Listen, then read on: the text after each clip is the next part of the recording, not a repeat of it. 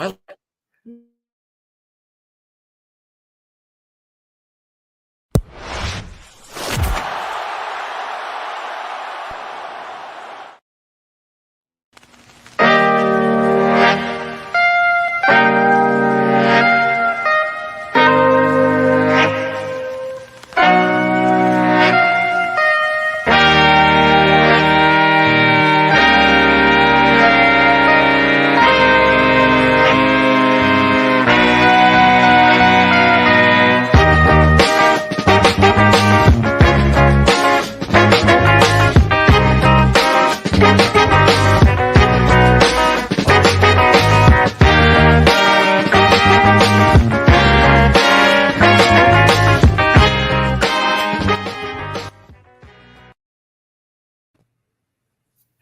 What's up, everyone, and welcome to the Bougie Sports Podcast. I'm Yvette, your host, and as always, I am so excited that you're here with us tonight on a Friday night. We have so much to talk about. As you know, big things happen today, and well, I don't know. Can we even make a big deal about things that happen now with the Browns? Or we'll just say this. We'll just say things are as usual. Yeah, that's pretty fair. So much to talk about. Before we do, please take a look at the website at bougiesports.net. We have so many things going on there. Also, if you can subscribe to us on Bougie Sports, I would be so excited. It would be so awesome. If we could just get like 5 subscribers this year, I'd be happy. Let's make it 6. Let's get 6. Let's get Ride with 6. Let's talk crazy. Let's go 7. Oh, I know. Woo! Wow. Crazy talk. Spicy tonight. Spicy. You guys, we're starting off hot, you guys. Starting off hot. Well, let's get right to it. I have this a little sketch. I'm going to go ahead and stop there before we talk about LeBron James here. And we're going to start right here. So this morning it was said that Myles Garrett asked for a conversation with Jimmy Haslam, which he then said, there's nothing to talk about. I already know what you want and you're not going anywhere. So my question is, you guys, whose side are you on? Jimmy or Myles? We'll start with Ed. Go ahead, Ed. You can go first. Well, Yvette, I want to say thank you for inviting me. Bougie Sports, check it out, everybody. Premier podcasting going on right now, and entertainment, and everything you put together. So the total package, Bougie Sports, check it out. But I want to say about this drama, you asked me Myles or Jimmy in this little dilemma, this fight per se going on, and I'm on Team Awesome. This is fucking awesome. Guys, we were 3-14 last year. We sucked ass. But you know who we're not? We're not boring like, I don't know, Jacksonville or Tennessee on a given year. We're 3-14, and yet everybody is talking about the Cleveland Browns. I'm just saying, from a guy's point of view that likes the bougie kind of stuff, the TMZ, the drama, this stuff is good stuff. And but when it comes down to it, now getting more to the football side, hey, Myles has put out there that he doesn't want to sign a contract, and he's gone no matter what the Browns do, and he's been public about it. That's the thing. He made it public. Usually teams leak stuff because they don't like what's going on, like maybe like the Bengals when they can't pay players. But no, the Browns actually, they do it right. I'll give Andrew. You can make the thing about their front office is they pick the wrong players. They pick the wrong free agents. They put the wrong contracts together, and they do a lot of bad things. But you know what they don't do? They don't treat their players bad when it comes to contracts and leaking things. Even look at the Odell and Baker stuff.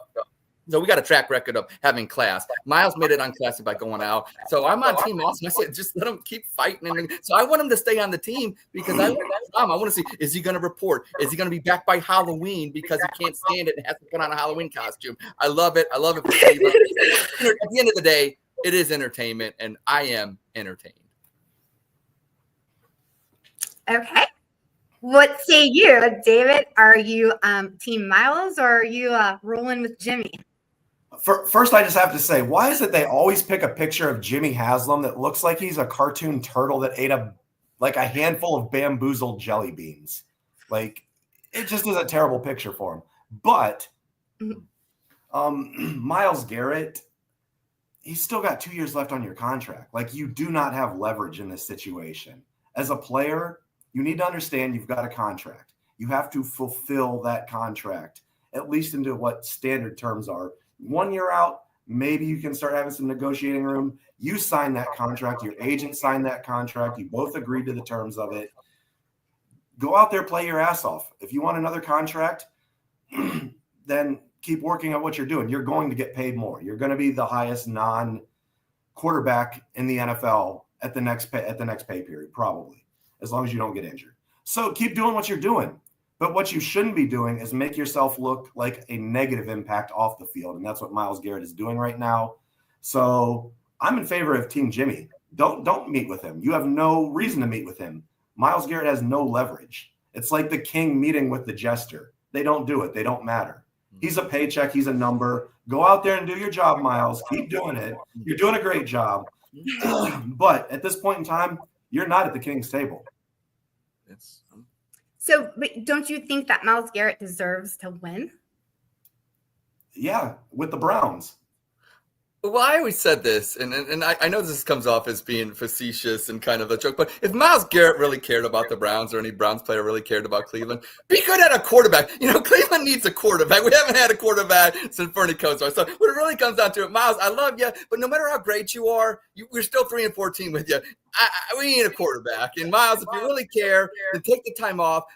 What's his face? Tyler Naquan, Guardian signed him again to pitch. He's coming back to pitch. So Myles, take some time off, learn the QB, maybe be that savior that we need. And, but to your point, Mayor, and that's why I'm being as facetious as I am about that, because you're right. And that's the attitude that a lot of Clevelanders have. And I don't think it's a wrong one. Now you see people on an X and saying, well, Myles Garrett deserves, because the word always says he deserves to win. No, nobody deserves to win in life. You go to your job, you do it well, you try to make other people better, but you're not guaranteed to win. You're guaranteed to compete. You're guaranteed to have a game played. You're guaranteed to get a paycheck if you're on the team, but you're not guaranteed to win. Nothing is guaranteed like that. And so when fans think that Myles Garrett, because he's better, like, I don't think, for instance, like there's other players on the Browns that aren't as physically gifted. They try and bust their ass off and sacrifice for their family just as much as Myles Garrett. So when you talk about deserving to win, no, he just happens to be a freak of nature, and he's really good at it. And I'm glad that he's in Cleveland, just like LeBron James are. They're better than other people, but that doesn't mean they deserve to win more. They're just like anybody else. And you see these hard, and that's why I love the Cavs, because they're so fun, they're fun, and they don't got that deserved attitude that I think some of the Browns players have, and they haven't even won. When you think about it, doesn't everyone deserve to win? But not everyone gets a participation trophy, right? Right. Everyone deserves to win. Right. I mean, Joe Thomas certainly deserved to win. He did. Yeah. Yeah. I mean, but, my Mount Rushmore. There's two things as a player you can do to help your team win. One, on the field, two, off the field, like Tom Brady would do, where he would restructure his contract to take less than what he actually was worth, so that they could use it in other areas. Yeah. Now, not everyone does have a supermodel wife that makes more money than them, but well, look at Jose Ramirez. Like, he took that hometown, and as Cleveland Guardians fans, we got to be so thankful, because let's be real. In any real world, he's taking $100 million more, and he was either going, just like Jim told me, he had to, when the Phillies offered him $72 million, we offered him $48 million, but we're going to build him a statue. Now, the Players Union said you got to go. I'm surprised the Players Union didn't luckily say, hey, J-Ram, $100 million more could have been gone. So luckily he's a treasure. But to Myles Garrett, you are the highest paid. You're getting, when you signed the contract, a $125 million 5-year deal, that was the highest paid at the time, for a defensive end. Now he will get, like you said, the highest non-quarterback paid. He will, like, when his time is ready in 2 years. But to your point, like, he's got to still play those 2 years. And I don't know. You don't have the leverage. You don't have the cards. You don't have the cards. You don't have the cards. Yeah. So Myles wants out. We don't want to let him out. Andrew Berry himself said he doesn't see a Browns without Myles Garrett. Do you guys see any chance where Myles and Jimmy can get back together and we can all be a happy family before the season? Or do you see Myles Garrett potentially sitting out and pouting if he doesn't get his way? I threw him pouting. I see him sitting out until at least through preseason. Yeah. By the end, I know by the end of preseason, he's gonna want to keep racking up sacks. He wants to continue going on for that record. Yeah. Like, he's playing with a handful of cards, and Jimmy's got a bunch of draw fours in his hand. Like, you just let Myles sit out, let him pout if he wants. But I think at the end of the day, they're going to come together and they'll still be on the same team, especially if they're not fielding calls for trades. Right. And right now, I don't think that they're getting anything. And especially since Myles Garrett, he's made one thing clear, is that he wants to go to a winning team. So it's not like he wants to go anywhere. And I think the teams that are trading aren't in that, spot there. Speaking of, let's go ahead and we'll go ahead and talk about everyone's favorite subject. All right, not everyone's, but a lot of our favorite subjects. The NFL draft. I know it seems like we have a lot of time. Hold on, let me take this one thing off before I see that banner that says, "Is there any chance ever getting back together?" Yeah, Taylor Swift. Never. Cavs by 11 at the half. Thanks for that. Yes. Are we on pace for 120? That's all I care about. You're right. For your fries? Yes, for the fries. Yeah. What was I just talking about? No, I just completely lost. Thanks so much. Never ever being back together. Yeah, little Taylor Swift. We did draft. I think NFL draft. We're going to talk about the draft. That's what I was going to talk about. All right. So I got all caught up today on some combine news. I really didn't get a chance to catch it over the weekend. I don't know if I usually like to watch the combine, but I just think it's because there's really no one in this draft that I'm that super excited about, which is unfortunate because there's a quarterback in here that we might have to take, or people think that the Browns should have to take. Lots of debate of what's going to happen. And the more that I listen to, my mind just changes. I know all of us have people that we listen to in the industry, right? And what I've heard is that Cam Ward is the number one in the draft. Now, let me ask you this first. Do you guys see any chance the Browns trading up to the number one pick from Tennessee Titans to take Cam Ward? Or do you see them just staying where they're at? I think they got to go all in. And, if they really believe Cam Ward is their guy, it's only going to cost them like a third-round pick to just swap spaces. So, you got to just, talk to Tennessee. Hey, Tennessee, are you taking Cam Ward or not? And then you got to realize they're the Giants or another team that would trade up.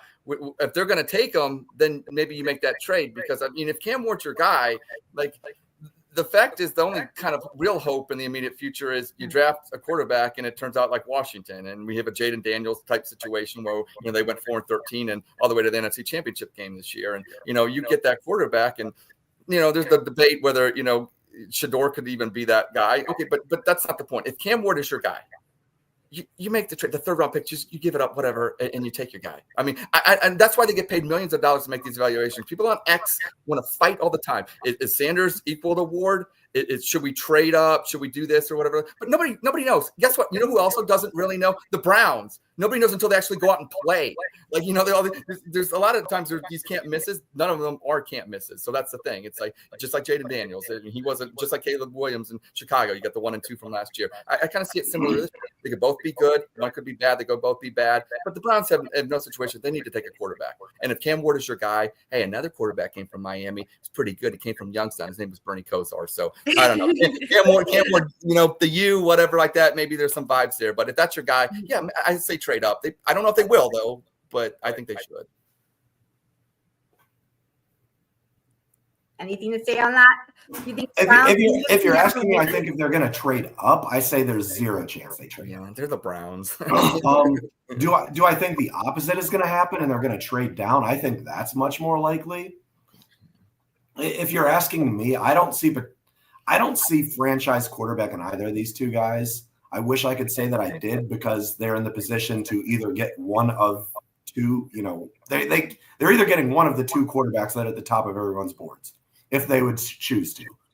And I just feel like the Browns have played Russian roulette for so long with one bullet with the quarterbacks. They keep missing with every single one. For me, they need to trade back, get as many picks as humanly possible. And there's two guys that I think are in the 26 draft that are franchise-changing quarterbacks. I think, Arch Manning, Garrett Nussmeier, both of those guys, I think are going to turn around franchises within the first year, whichever team they go to. And I can't say the same for Shador or Cam Ward. And I just feel like there's so many opportunities for them to get more draft picks this year if they trade back with the Raiders. There's so many teams that would like to move up in those first 2 picks. But being completely honest as a Browns fan, they're not going anywhere in 2025 anyway, right? Like no one sees them sneaking into the playoffs. No one sees them making an AFC championship. Just sit it out one more year. Relax. This is like in college when you're, living off ramen noodles and hot dogs. You're going to make it one day, buddy. Just hang in there. I know it's going to suck. Tank for Arch 2026. I'm all on that. Well, it's funny that you say that because, like, even when you go through those days and we have, and then you start eating other things besides that, like real food, But then there's times saying, what you're talking about with the ramen noodles and hot dogs. To me, when I look at that, that's a gourmet meal. That's still a gourmet meal right there, brother. You know what I'm saying? So I don't know. And the only thing I'm going to say about Arch Manning and the idea, and you have to firmly believe that Ward and Sanders aren't franchise quarterbacks. It's kind of easy to think they're not because a lot of people are, overhyping them because they're the top 2. And I get that. That happens every year. But, I watched Arch and, a couple times and I don't know. Well, maybe he's going to be good, but why didn't he outplay Quinn Ewers? Like, I don't know. Like, was it just he's going to just play one season at Texas and then be anointed to be the number 1? I'm sure the Mannings have a plan for him, but I always just thought he would play a little bit more at Texas if he was truly so good because, and I don't know. And the assets that you would give up and then by moving down, or not give up, but actually acquire by moving down, you're going to have to use those assets and maybe even more to move up because right now we're at 2. Probably the Browns, unfortunately, the Browns are going to fuck around and win games they shouldn't win, like to your point, and they'll be 7 wins, 6 wins, and you're like, damn it, at the end of the year, why didn't you 3? Because you're right. In the long term of it, they should probably suck this year and it'll probably be better for long term. Probably would, but they'll be Browns and win meaningless games, and people at the meeting lot will be excited and even drunker the next week, and then they'll lose again. So, but so that's my thing with the quarterbacks. It's like, and maybe just start that timetable now because I unless you think the Manning family is just anointing them to be that franchise quarterback, which maybe it would be, but you got to think you got to go number 1 next year because if you want to get Arch, you're probably going to go number 1 next year. If so right now you're at 2, and how many assets would it take to get that number 1 pick next year if you win 7 fuck up games? See, the thing is, I also see Nussmeier as another guy that is a franchise changing quarterback. I loved him. I watched him. Shador to Terry Bridgewater. But even I watched Nussmeier. I fell in love with him, and then I started watching him. And as the season went on, he kept throwing interceptions. And then I look at Shador and think maybe he's not Nussmeier, but he's 70% accurate, and he doesn't throw interceptions. And maybe Nussmeier figures it out. Maybe coming back to LSU next year is the right move. Obviously, it was. At the end of the year, he got worse. But I do see the promise there, just like the kid from Penn State. You look at the intangibles they got. They're big quarterbacks. They got big arms. Just decision making, they get better their senior years or whatever it may take. Maybe they are ready for next year. So I'm not, so it's intriguing. There's no right or wrong answer, and no matter what the Browns do, we'll probably be wrong. Exactly. All right, let's not talk about the Browns right now. Let's talk about the Tennessee Titans, who have the number 1 pick, and let's play manager. And let's all pick. We're on the clock right now with the number 1 pick. Who are you taking? Ed, go ahead. You can start first. Okay, I'll be real quick with this one.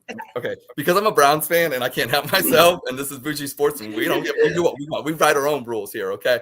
I'm taking anybody but Cam Ward because I want the Browns to get Cam Ward. So I'm keeping the pick and taking Travis, whatever, Hunter, that's fine. Whatever, anybody that's not named Cam Ward, and then we're cool.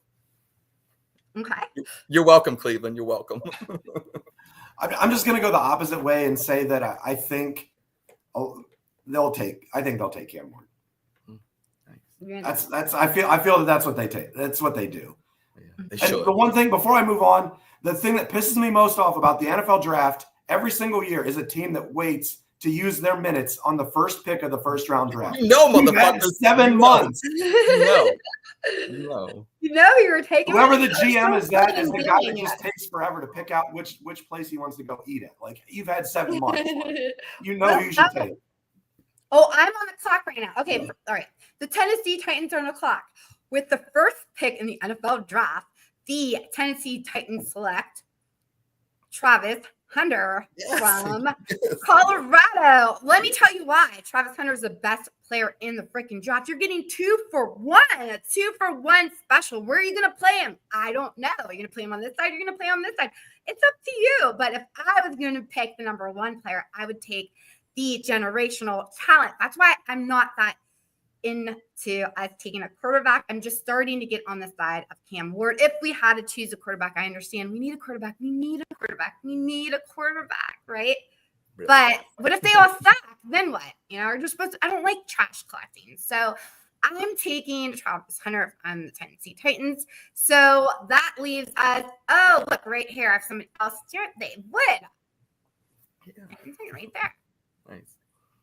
That leaves the Browns up to take their quarterback, which, what do you guys say? Like, I know, let me just start with this.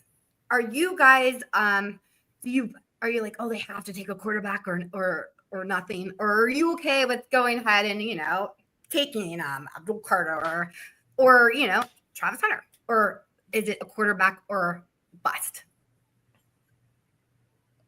I'm drama. I mean, to me, I can't wait another year. They do a smart thing like get Abdul Carter from Penn State, or they trade down and get Mason Graham from Michigan. Not sexy picks, but can't argue. You're going to get 10 to 12 year starter. It's like a Joe Thomas selection, but I mean, he's a little bit different because he's left tackle. But it's a safe pick. It's one that every team needs. But every team that has a luxury, you don't have a quarterback. Like I don't know. It's like if you pick one and they suck, then guess what? You can be high in the draft pick and you can pick one again next year and then just trade whatever and get fifth, but whatever the case is. Say they get Shador and he sucks, you move on, you take Archer, whatever. You need to find a quarterback. You're 3-14 with Denzel Ward and Myles. You had some nice pieces, and every Browns fan was saying top 5 defense. It wasn't, obviously, but you know, going into the season, the last 2 years, everybody talked about that Jim Schwartz defense and the Browns, that's their strong side, and you know, whatever. And then we can't score, and we don't have a quarterback. I mean, so start the clock now. And look, I told you it's all about entertainment and drama.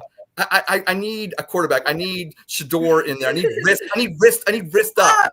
I need Deion Sanders talking on his podcast about Cleveland. Just like the Johnny Manziel era. I like it. It's fun. It's entertainment. If they're gonna suck anyways, and everybody is out there saying Cam Ward, he sucks too. So I'm giving Shador. I want the drama. I want Cleveland to have the spotlight because look, I'm a born native Clevelander. Thank God I moved to Columbus, and the fact that I've got to see winning sports close up. But at the same time, I want Cleveland to win, but I also want them to have fun, and I think Shador would bring that. That's why I'm a big Shador Sanders. But now I'm kind of falling in love with Cam Ward because people are just going gaga over him, and there must be something to it. I mean, I think there is a difference between Cam Ward, Shador, and then don't give me Jackson Dart. We are not having Manny Maxwell. Shout out to Manny Maxwell. We had KFC on the I mean, he was trying to make Jackson Dart happen for a second. I was even looking at Jackson Dart for a minute. I was like, hey, no. What color dress? What color dress or what style of dress would you be wearing to a darty party around? Because that's what's going on. Manny Max wants to have a darty party. We're gonna have one. I mean, what are we dressing up? What kind of shindig we dealing with here? Oh, well, I would think you wouldn't be wearing a baddie dress to that. Maybe wear like a cute summer dress. Okay, all right. You know what I mean? Because it's like, man, let's have some fun with that, All right. Okay. To me, he kind of reminds me of Bo Nix of this draft, but I also feel that comparing last year's draft and this year's draft's not the same. Like that's a whole different tier. There's no tier quarterbacks in this draft. This draft is for the running backs, right? That's where that's the heroes and that's the star of this year's draft, or is the running back position. There's no good quarterbacks. I think that because it's the draft, the quarterbacks were going to go early, right? I think that Jackson Dart's going to go earlier than he probably should. They're all going to probably go earlier than they should because there's nobody out there, in my opinion. We'll talk real quick about Shador. I was listening to a little bit of somebody today, talking about combine and comparing the two quarterbacks, and what they said was, when it comes to Shador, let's talk about the attitude, because that was a lot of the talk about the combine with the baseball hat and the chain. Don't you guys have to remember that we're dealing with Deion Sanders' kid? All right, so not only are you a good quarterback, you're Deion Sanders' son. You're going to have a little bit more like attitude, and that could be good. I'm not saying we should use that against him. That could be good. But on the other hand, do you really blame owners of a team maybe shying away from someone like that because they don't want to bring on that baggage? I don't necessarily think that's wrong. I think that if a team wants to say, I want to stay away from the Shedeur Sanders train and the Deion Sanders train, because I rather look at someone like Cam Ward, I get it now. I totally get it. I think it's more than that. It's everything that goes with it. What do you guys have to say to that? Sorry. I kind of feel like that's the coward's way out for a general manager or an owner or a head coach. You need to be the boss. If you're drafting a quarterback, you need to control your employees in any company. And well, the Browns. When have the Browns showed that they control the quarterback? They haven't been able to pick a good quarterback. Exactly. And I don't even want to go down a Baker Mayfield path because I'm not that guy. But I feel like there should be no problem with someone having an attitude coming into the draft. If you can play, you can play. Show up between the lines, do your job between the lines, do whatever you want that's legal outside of that. Be an asshole. I don't care. You know what? If you're doing your job, winning is the most important thing in any sport. Yes. Dennis Rodman probably broke every law in the book every single day of his life. Yeah. But when he showed up, hungover, on high on cocaine, whatever he may have been doing. In a wedding dress. Yep. Hasn't showered for 3 days because he was out with hookers all night long for like 2 days straight. Good stuff. And he would still pull 25 boards in a game. Yeah. If you win, it rewrites everything else. So if Shedeur wants to act like an asshole, if he wants to have that moxie, wants to go out and have all that bravado like his dad did, his dad won everywhere he went. Maybe not. Well, then, don't you think a great fit for someone like Shedeur Sanders, and they have the money, is the New England Patriots? But Bill Belichick's not there anymore. All you have to remember is in Cleveland, if you win, the fans will be behind you. They will not care about anything else. Oh, yeah. What a real quick. Wait, no, go ahead, Ed. I want to hear what you have to say. Well, okay. I don't think this is probably right up my alley because I'm going to put it in perspective this way. And when Johnny Manziel was there, and I still love Johnny. I don't give a shit. I don't care. That's one person that I will defend, even though it's so wrong to. I don't know. There's something about loyalty and just something about Johnny. And so I'm on the more of the side of where the Cleveland Browns, people think they, let him get away with stuff. And people can see it that way. I see it where they didn't actually provide an environment that would have been conducive for Johnny winning. Johnny won at Texas A&M high, drunk, partying, living the good life. So he becomes a professional athlete and is around the good life. I would have had Johnny, I don't know, get in the same mind frame and allow that instead of worrying about, different aspects of Johnny needs to be home at this time. No, let Johnny party because just some people are just better that way. Call him a functioning alcoholic, whatever you want to call him. I just don't think you can change him. And if you did think you were going to change him, you should have never drafted him because you really can't change him at that point. I mean, so I don't know. Then tailor the offense and be like Baltimore. So I don't know. With culture with Shedeur, I say I like it. And if the Browns are willing to let Shedeur be Shedeur, then you got to buy into it. You can't restrain him. You can't. I mean, obviously, with Johnny had a little bit of drug usage. I'm saying there's maybe some things we had to tailor down. Okay, but Shedeur does. Yeah, thank you. I mean, what a beautiful. I'm sorry, no tear to my eye. I met Johnny, by the way, at the Orange and Brown scrimmage 2015 down at the shoe. Good guy. So I don't know. So I'm always like, if you're going to pick a guy, you got to let them be who they are. I don't think Shedeur is anything more brash than a guy that just thinks he's good and he's going to win. I don't think there's anything, besides the rap video. The rap video was bad, or that song that he did. It wasn't. You got to kick your game up. Shedeur, we love your wrist up, but that song, thumbs down. That song was wrist up and wrist down and wrist up and wrist down. Yeah, that's. I love all your points. I have to say that the reason why I don't want Shedeur Sanders is not because of what you guys say. I actually I see your point. Like, I love the fact that Baker Mayfield has swag, you know what I mean? I love that kind of swag. I think we need that. I think that's why I'm so anti, Kirk Cousins coming to Cleveland, because I'm like, Kirk Cousins can't be the quarterback for Cleveland. You know what I mean? Like, Kirk Cousins come on, Kirk Cousins, like our quarterback, it just doesn't go. But we have to have someone like with a little attitude, I think. Speaking of attitude, Steve A. Smith was confronted on the court this week by not only our boy LeBron James, and it was because of things that Steve A. Smith said about his son. Do you think this was warranted and it was okay for LeBron to come up to Steve and talk about this? What do you guys think? Did you hear about it? I heard about it, but I don't know enough to know that that's actually what they were talking about. I couldn't read their lips. I'm not sure that's even what they're discussing. But it was something about LeBron told him to not talk about his son. I do know that I'm sure these two guys are close enough that they have each other's phone numbers. If they want to hash this out, they could do this off the court and not, grandstand and do this, in public. I'm sure they're close enough. LeBron's feelings are probably hurt. Stephen A. I don't know the story enough to say, but I'm sure Stephen A. Smith did call out Bronny at some point in time, and he calls out LeBron. He's a shock jock analyst. He says things that are going to move the needle. Whether he believes them or not, I don't even know. But LeBron should have the foresight to do that in private with Stephen A. And so should Stephen A. is getting paid to give his opinions. LeBron is not. He should do that in private. Just in my opinion, do that in private, LeBron. I agree. And here's how I look at it. If Stephen A. was calling out, I don't know, Donovan Mitchell, because say Mitchell went through a slump, nobody's going to say that he's teaming up and he's ganging up and he's bullying Donovan Mitchell.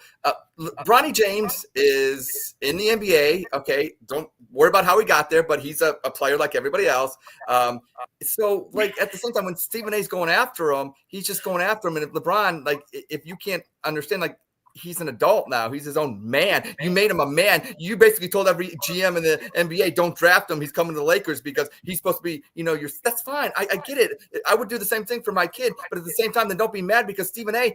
is actually doing Bronny a favor by him bad-mouthing Bronny, which is easily able to do because Bronny kind of is not good in the NBA. G League, he tears it up sometimes. But by Stephen A. calling out Bronny, he's making Bronny be a man, making him be his own NBA player. Isn't that what you wanted, LeBron? So LeBron actually gets what he wants, and then he's crying about it. Because actually Stephen A. is the only one talking about Bronny. Be lucky anybody's talking about him. And maybe it's not positive, but at least it shows that he's his own man. So I don't know, LeBron, always bitching about something, and we'll kick your ass in the finals. You ain't making any finals, but that would be fun to see.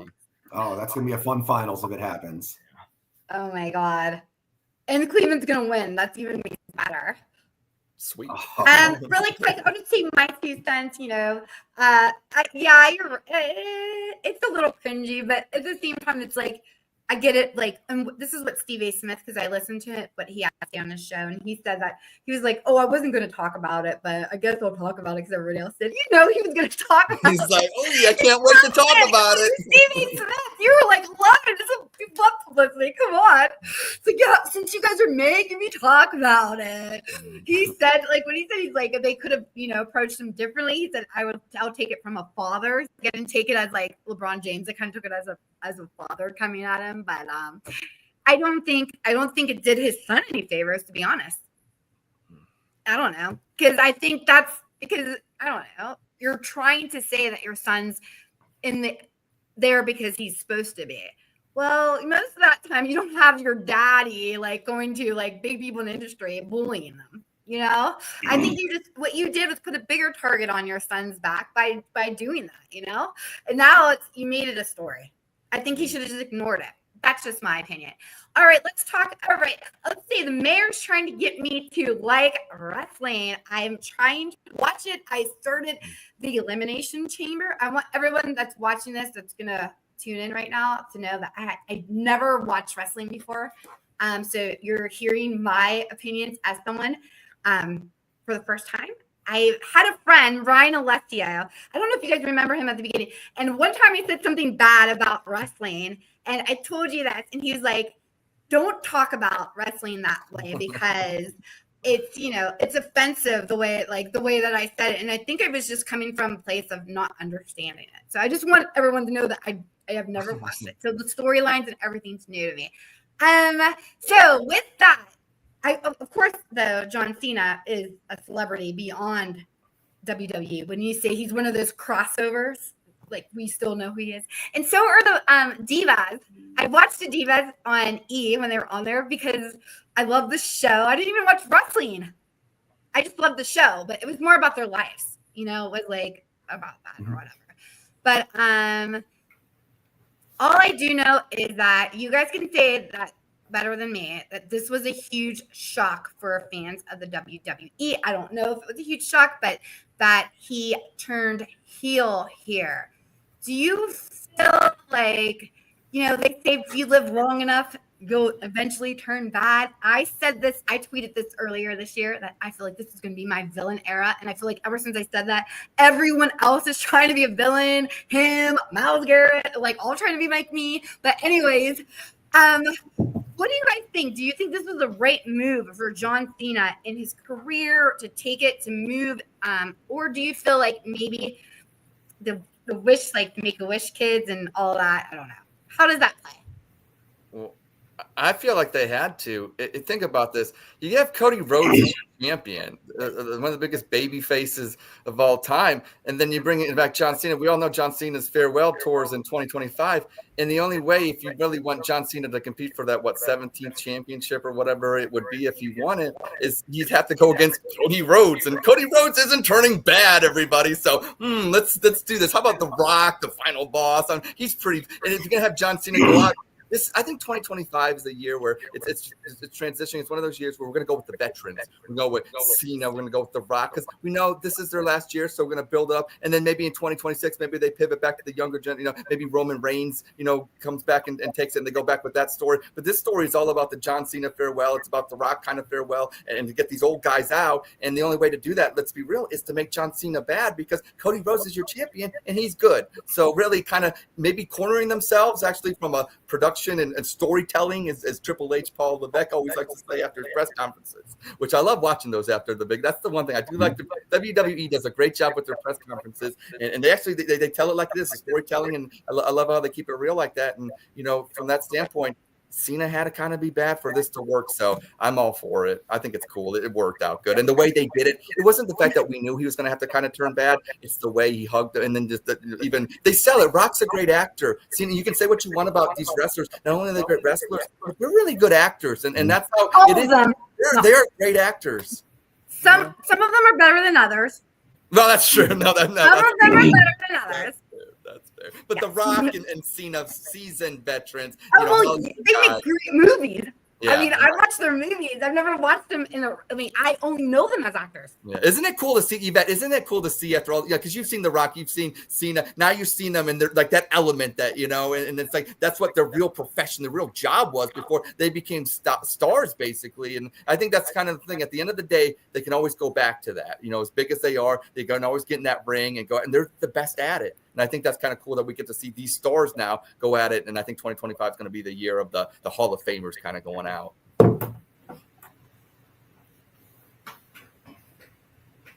So are you asking me if I like the mayor's? Yeah, what does the mayor say right now? Yeah. Okay. Okay. I like how they turned John Cena heel. I thought they did it really, really well. I don't like that he turned heel. Okay. I don't like it. As my personal choice, I don't like it. Okay. I wish he would have stayed a babyface. I wish he could have gone out on top, winning that 17th title, taking Ric Flair's record. Woo! Exactly. Woo! Taking Ric Flair's record, and he did it as a babyface. He followed his hustle, loyalty, and respect all the way to the end. And he is a babyface the whole way. Well, they were gonna turn him. I mean, from what I hear, in like 2013, there were plans that he was gonna go heel back then. He never did. So were you just kind of the ones that hold hope? He just stays babyface. However, I am on board if they go full Doctor of Thugonomics old school. Okay. And if he comes out in a Mark Price jersey or just a good throwback jersey with the chain on, and he shaves his head. Okay. I need a full shaved head John Cena. Ooh, okay. It's coming out freestyle rapping. I can see this. I'm going to say this, between John Cena and The Rock, brilliant wrestling. Yes. They will figure this out, and it is going to be phenomenal. However, at the moment, I hated it. I did not like it at all. I want John Cena babyface. I want Make-A-Wish babyface. I want him going out winning the championship as a babyface. However, whatever they are doing, I always put my trust in the WWF when they at the top of the level because they know what they're doing. They're booking this shit so far out. Yep. They've got the plans outside of a major key injury. Travis Scott hitting Cody Rhodes in the air. You dumb fuck. If I could slap you in the face right now, I would, Travis Scott. Anyway, moving on. It was really well done. I loved how they did it. I mean, Travis Scott's the only person I recognize. Yeah, I had no idea who Travis Scott was. And I'm like wondering why the hell why is Travis I'm like, who is this goof burning things? Isn't he with Kylie Jenner or whatever? I mean, that was so long ago. I know, but they work together. Now, but they do have 2 kids together. Yeah, so they're always going to be together. He has 2 kids with a Kardashian. This is not his first time, right? Because I think he was on another event when he came out smoking the blunt. Oh yeah, that's right. Yeah, he does a lot of stuff. He does a lot of Is he from Canada possibly? Houston, right? Houston, I think. Houston. Okay, I don't know. They were in Toronto, so I just figured maybe he was from Toronto. Oh, are you talking about Travis Scott? Yeah. Yeah, I think he's from. Didn't he have that thing down in Houston in that event, and it didn't have a lot of people die or something down in Astro World or something like Travis Scott? Yes, and someone died. Yeah. And it was like bad, like publicity. And speaking of some Kardashian TMC publicity, since I know you love that stuff, Yvette. Houston, H-Town. They did have a wrestler in the front row, or a very famous person in the front row in attendance at Elimination Chamber in Toronto. By the name of Drake. And rumor is he started following Liv Morgan on Instagram and all her socials. So we might be seeing a little something going on there, Yvette. We don't know. I love that. Oh, that's quite the scandal. So I'll leave that one out there for you to look into. I like that. She's single? Tiffany? Not Tiffany Stratton. Tiffany's with that one from Ontario. Tiffany Stratton is with Ludwig Kaiser. I know. Who would have thought? Who would have thought? Oh, Liv Morgan's the one that just whipped the Bianca Belair. Yes, Bianca Belair in was the Elimination Chamber. Yeah. What's that? Oh, she's okay. The blonde. Liv Morgan's the one that went Dirty Dom and that whole. She's the one that hangs out with Dirty Dom. Dirty Dom, yeah. She's Dirty Dom. Okay, Good for Drizzy Drake, though. Good for Drizzy Drake. I just have to take a moment of silence, you guys, because one of my favorite shows on Netflix is back. I keep calling it Top Golf. Top Golf. It's not Top Golf. It's called Full Swing. Oh God, you're killing me. I love it. It's so good. I don't know if anyone's watching this show on Netflix. It's so well done. I love seeing behind the scenes. A lot of times golfers, you don't see their personalities. They just seem like they don't have them. But to watch a show and see the personalities, and they actually have personalities, which is crazy. There's a kid on there from Ohio State, right? I forget what his name is. I'm sure. But I feel bad. I don't remember his name. He was an amateur. The amateur. Yeah, and he won. I forget. Yeah. Yes. I love him. He doesn't even look like a typical golfer. He doesn't have he's so cool looking. Yeah, he's like a beer pong bro, and he ended up got paired with, I think, Tiger at the last. Well, that's right. He did. Yeah, you're right. Oh yeah. He was paired. Yeah. I can't think of his name off the top of him. Was it Neil? Isn't it Neil Shipley? That's it, Neil Shipley. Yes. You're right, Neil Shipley. Yes. And then I just wanted to put my really quick PSA in to say, golf guys, I love the way you dress. Look at this outfit right here. That's just really nice. That's all I have to say. We're going to talk a little bit later. Let me move this about we're going to go back and talk a little bit about some nostalgic things. Did you know, real quick, I know I'm going off base, Ed, about the McDonald's scandal with the Monopoly pieces? No. Is this fairly recent, or is this? No, I can't believe it. We'll talk about this in a second. But okay. Real quick, I have it on the bottom here. Happy Gilmore, you guys. Happy Gilmore. I remember seeing the theater. I remember laughing so hard. One of my favorite movies, still makes me laugh to this day. Yes, that's my generation, my movie. Can't wait to see the second part. It's coming on Netflix. I was a little taken back by that. I feel like it needed a theater. I don't know how I feel about these big pictures like streaming to Netflix. What do you guys think? Do you think Happy Gilmore 2 is better than Netflix, or do you think Netflix is I mean, it depends. Are they going like? Is it going to be just one movie? Are they going to do like 10 episodes like they would like a show? I want to say you're just playing the movie on Netflix. It's just the movie's going on Netflix. Oh, so I'm more of a. I like. Shout out to Netflix because they got a running point with Kate Hudson running a basketball team. Check that out. Yeah, how is that? Good. Oh my God, A+. I watched. I binge watched the whole damn thing. It was so good. Thanks for telling me. You know, I love that shit. Yeah. Alana, I thought you were coming in. Come in. It was redirected. Jesus. Oh. What are you talking about? Oh, I'm sorry. I don't know. Well, I wanted to see that on Netflix. Oh my God, running point. Like I said, that's my suggestion to the audience out there in Bougie Land. Yes. Running point with Kate Hudson, great. She runs it like it's like Jeannie Buss. She's like Jeannie Buss owning the Lakers, basically, but they're called the Waves. Really good, about 10 episodes. Goes really quick. I was sad when it was over with, and I can't wait till like season 2 if it comes out. So, what did she say? Sorry, I'm watching. Watching Max Struess. Oh yes. Yes, he's watching Mr. Struess. Struess is loose. You know what's so funny? It's like there's really like one of the. I'll be the female of the room. Like if you're gonna talk about where the hot guys are, they're not in the NBA. Mostly, you don't find that many. They're on the links. They're on the links, right? You know where I think they're at. They're shooting that. Hold on a second. Yeah. What are you doing? Yeah, there it is, right there. Yep, there it is. Yeah, you find me like whoop. Yes. Oh my gosh, I love having a buzz and being online. You know what's so cool about that hat? Like, even though I love it that it's golf, but also it does say Cleveland on it. I love that. I do love that. I do love that. Yeah. There's not. And even though the person who gave me my first like wet dream orgasm, which I would like to call the funny feeling. Who's that? Zydrunas Ilgauskas? No, Craig Elo. Craig Elo. That's how thick is that? Like, oh my God. Yeah, Craig Elo. You know what's Craig Elo gave me the first funny feeling. I remember watching the game with my dad and feeling like, I feel weird. What is this? What is the feeling?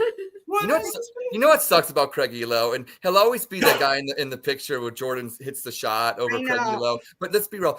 About 6 seconds in going into that, Winnie Wilkins draws up a play. Craig Elo, inbounds it, gets it, runs to the basket, lays it up. He would have been the hero. We would have beat the Bulls in Game 5, and everybody would have been talking about Craig Elo's layup with 3 seconds left instead of that Michael fucking Jordan, that diva. Who the fuck does he think he is, ruining Cleveland like that? Motherfucker had to make that shot. I remember watching it being 9 years old, and I'm like, son of a. And I didn't know. Imagine if Elo just blocked him. Exactly, or just anything, just something. I mean, we could have been together today.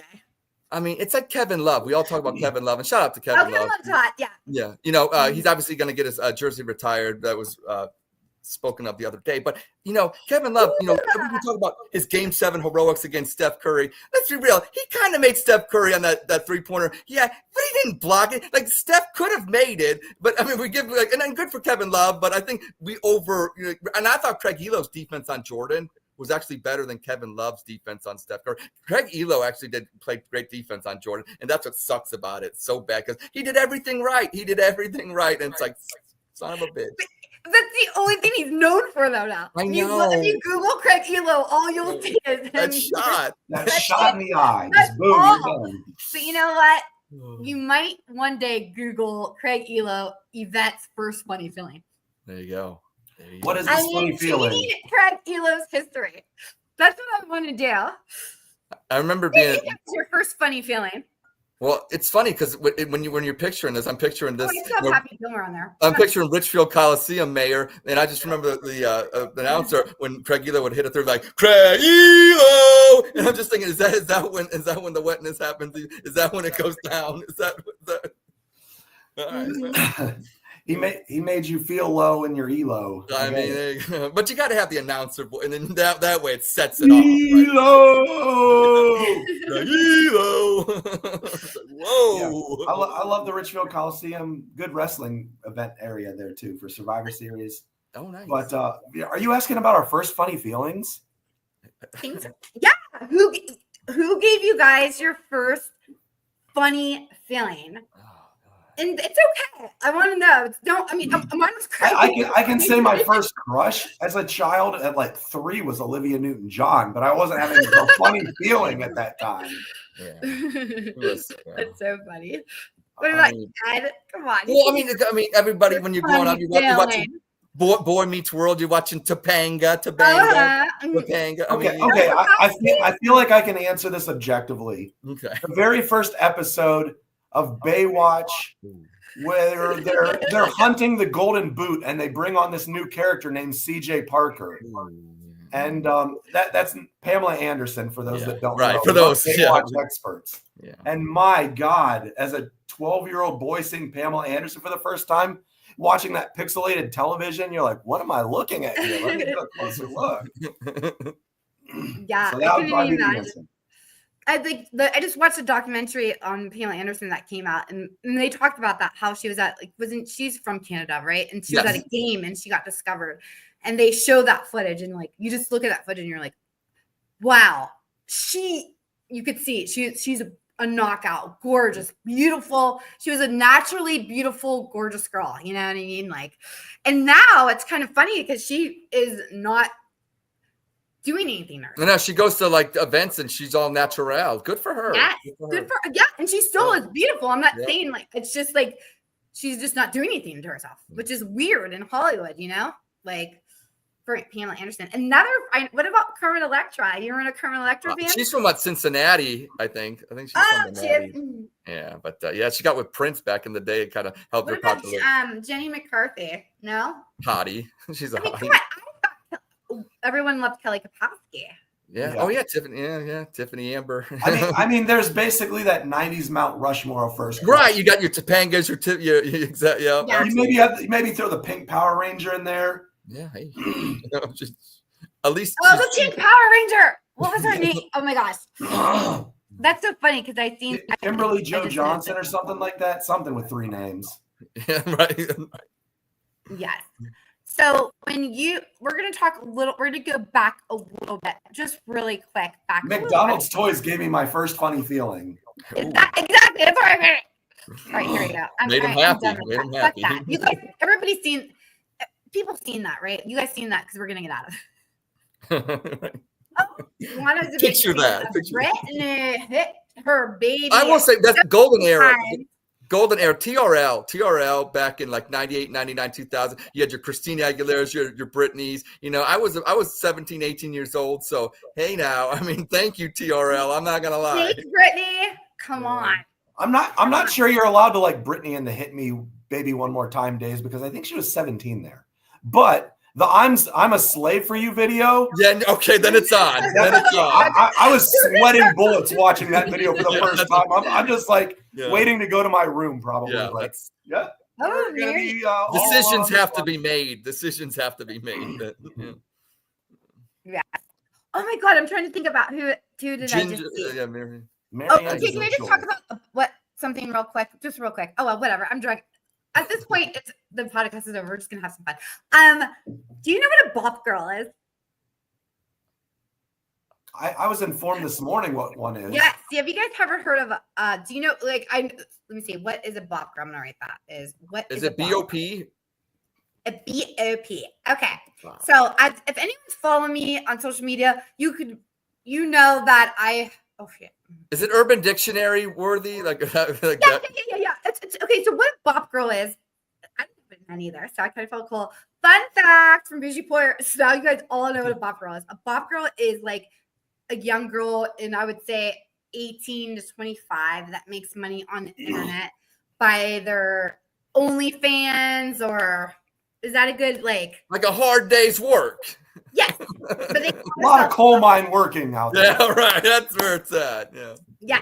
So I'm on Instagram, right? So I'm on Instagram and I get on this girl. It's there's a TikTok and there's this girl thank you to all the men who bought me this house, right? And it's a huge fucking mansion. And she all the guys that bought me a house, right? So I'm just go on there and I just start watching reel after reel after reel. Absolutely gorgeous, beautiful girl, I think. First, naturally beautiful. That's one thing that I'm big on. I don't like the yogurt. Like, I don't like, you're all made up. That don't impress me much. I don't know. You know what I mean? I can see beyond that. This is a beautiful wake up in the morning, gorgeous girl. Right. Yes. Not natural body. Not natural body that she says in there, but smart, funny. What is my point? Anyways, she makes a ton of fucking money just throwing pictures of herself on the internet. And they call themselves pop girls. Oh. Well, I'm sure if you isn't it there different tiers, and if you give more money, don't they? And then there are different things that they can do for. Oh, I'm sure. I'm sure. Like I know, like OnlyFans, like have to show full nudity. I'm sure. Yeah, like that's how they're making their real money, because that's like probably what I'm saying. I don't, like I said, I just hear about. I have a question since I have two guys on the panel. I have a question for you. I'm gonna put this on there. I hope this doesn't get jammed. Like what? Like with so much drama in the LBC. But no, so much drama in the LBC. Okay. No, with so much accessibility to nakedness on the internet, why is it still salacious? Like, why is it like two boobs are not created equal? I guess because you never get it. There's never enough boobs for you. It's like you can see all the boobs and you still want to see more. I mean, you could go to the same doctor, right? I could see two sets that there's not many different variations, but still to this day, if anyone had wanted to, like, I could create an OnlyFans and make money because no one's seen my boobs, but they still look like probably somebody else's.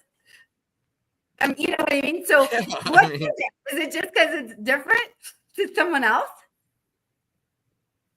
I'll let the mayor. Hey, mayor, you got this is maybe a political question. Okay. I don't know. Let me try to give a valid reason here for the gentleman. Yeah, I don't know if I can pull this off because I like trying to sell anything I possibly can. However, yes, there's probably an abundance of boobs on the internet, right? You need to differentiate your boobs as a human being and win over a guy by being interesting so they want to see your boobs.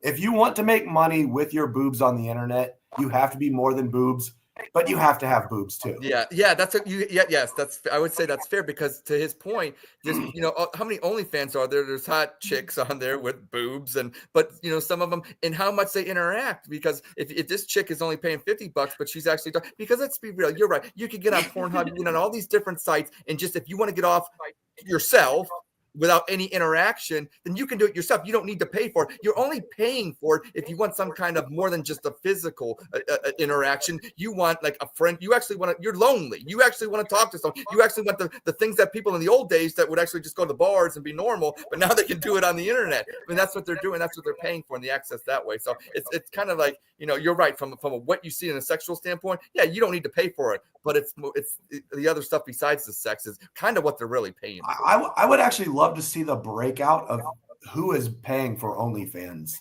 I'm so interested if it's guys. I could give you a demographic. No, not demographic, but I mean, age breakout. Well, that's what I'm saying. I would.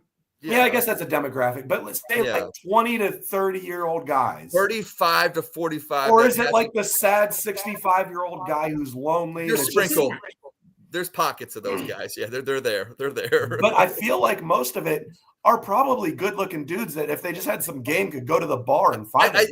I think as people get older, I always say this, the hotter people in life, they eventually don't get as hot. So the guys that are okay, they start looking better in their 30s and 40s and stuff like that. So you're right. If you hold out long enough, you get to a point where you're right. I totally agree with that. But I think sometimes it's a psychological thing where maybe you're 35 to 45 or 50 and you haven't had that much interaction, or maybe you don't have a good wingman. Maybe you just don't have a good wingman. So then you start, using other routes to find it. But you're right. I think you get to a point. I think eventually, people get there. I'm just so curious. I'm a big statistics guy, and I would love to see the but I would think on 18, who's spending the money there. Yeah, I don't think it's 18-year-olds. I know what my demographics are for Voodoo Schwartz. Do you guys want to take a guess? You want to take a gander? I know what all the analytics are what the age group. Yeah. I mean, come on. Obviously, you could go ahead and say it. I don't care. Old guys, older men. Yeah. Golden guys. Golden guys.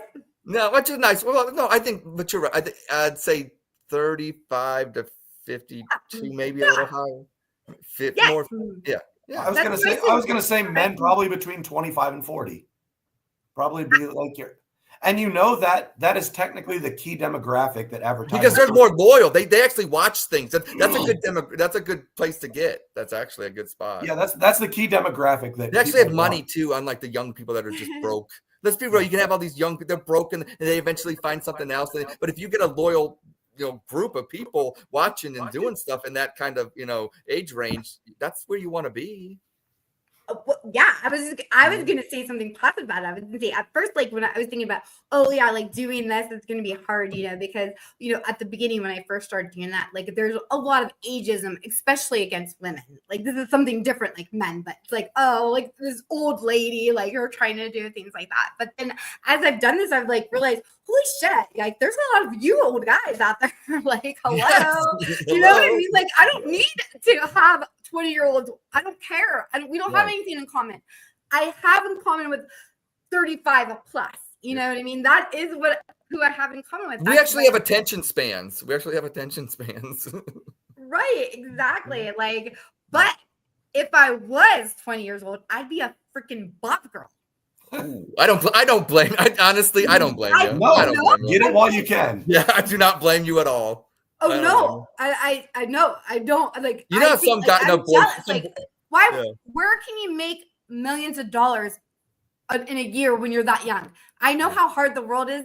If I could do that and take a picture of myself and make millions and millions of dollars, I would totally have been on that. You know that jealous boyfriend that about his girlfriend? Nope, you're my girlfriend. You say I'm being a bop girl. I'm not jealous. How much you making? We're going out. I'm eating good every night. We going to Sizzler, baby. We going Sizzler. That's right. Yep. We eating good. Because it just goes back to what I said. You got to take yourself. You got to take that all out of it. It's just your body. You don't even have to meet these guys. I'm with her. Keep them steaks coming. That's why this isn't even old school. You don't even have to actually like be in the same room ever with them, and you get big bank. Yeah. Right. Exactly. This ain't Motel 6, 1980. Because you met them or a pen pal or something. You guys, I don't know how you felt about collecting Happy Meal toys back in the day. I mean, there has to be talked about. This subject was a little bit more hit to home with him. I mean, I remember the potato head guys, but do you guys remember collecting anything in a Happy Meal back in the day? Oh God, I could probably talk for 2 hours just on this. Go kick it off then. No, but I'll just say I'll keep it short because there are so many good things that came from Happy Meals. Like I remember just like the first time I got a Happy Meal as a kid, and it wasn't even that great of a Happy Meal. It was a little Hot Wheel car, but it actually was a legitimate Hot Wheel car. Yeah, like the metal car with the wheels had little. It was nice. And then one day they came out with Transformers. Oh yeah. But they were the meals from McDonald's. Mm-hmm. And those are my all-time favorite Happy Meal toy, were the Transformer meals. Like they would come out with the hotcakes and sausage one, the French fries, a milkshake. They would turn into little like Transformer guys. Phenomenal idea. Not only are you marketing towards what's popular at the time, you got your GoBots, your Transformers, but you're also marketing your product all at the same time. Great idea. Whoever came with that, fantastic marketing. There's a picture of those Transformer guys here somewhere. You might be able to see. I don't see one in that picture. Hold on. But then also they did create their own characters, which we can't skip past that. You had your. My name Mayor of Canton came from the McDonald's character Mayor McCheese because I was such a fan of the McDonald's comics and early characters. But yeah, I loved all these toys. I had probably every single one of those. And I don't even know what I can say. The Muppet Babies ones are not in there, and they were fantastic toys. Those were great. The Christmas toys that came with the Christmas ornaments, great toys. And then also you had your we were talking about that earlier about the Monopoly. It's not considered a toy, but it was a promotion that they did. Great idea. Everyone was pulling those tabs, going out trying to win. It was not rigged. I'm not buying it. My dad and I, we were going to win $1 million on that Monopoly one day. But we did get a free Big Mac, a couple of Big Macs and cheeseburgers. But you never won anything on the Monopoly board. It was rigged. I'm kidding. Oh my gosh, you guys need to check out the documentary McMillions on Cinemax. I think it's on Prime too. It talks about the FBI case investigating the McDonald's scandal. It's true. It was rigged. There was somebody on the, I don't want to give it away. Seriously, I actually looked in there. It's one of the top 20 documentaries of all time. And I'm surprised that so many people don't know that this story is true. McDonald's, who doesn't remember the monopoly of McDonald's, right? Everyone had those boards that you could take home with you, put the stickers on, and you're like, oh, you're calling your friends at the end of every lunch day. Hey, what pieces did you get, dog? What pieces you got? Oh, you got Ventnor Avenue. Let's see what we get. Like, everyone was so into it. Definitely. My computer go off for a second. No. It lagged for a few seconds, but you're good. You're good. Is it me in Columbus? Nah, I don't know. No, you're still streaming perfectly. Okay, because we had wind issues the other day, Wednesday night. So Right. Sorry. How about talk amongst yourselves for a second. I want to show you guys something. You need to see that. Well, all right, while you're talking, what was your favorite McDonald's toy, Ed? Well, okay, that's funny that you said that.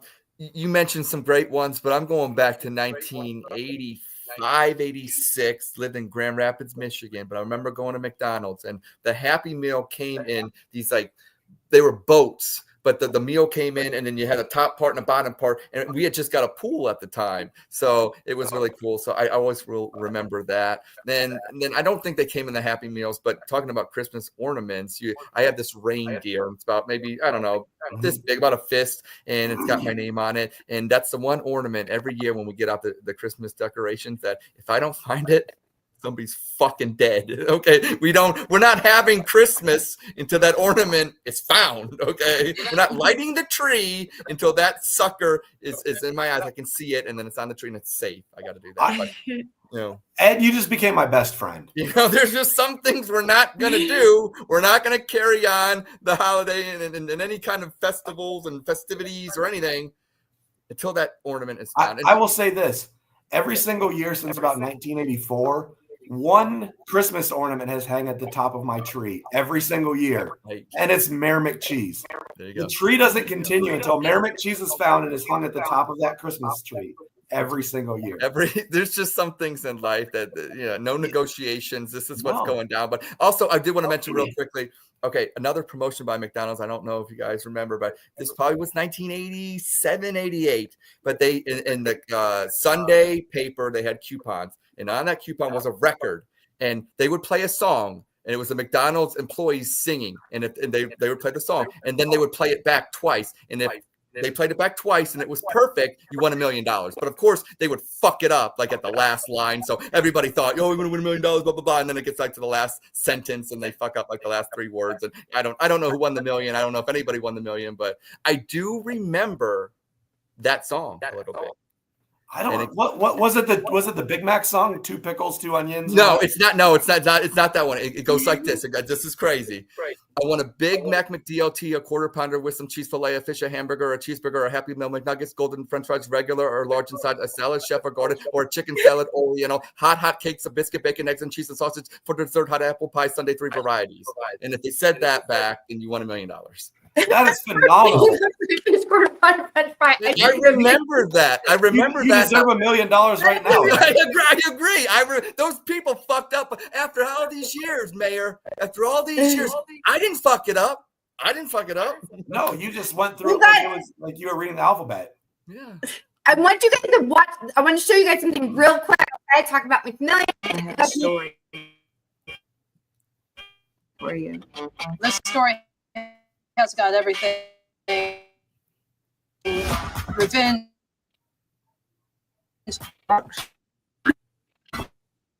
Is it streaming on your end, Ed? Ronald McDonald said what's happening with the Monopoly games was the greatest store. Fast food fraud was what makes my fun meter go.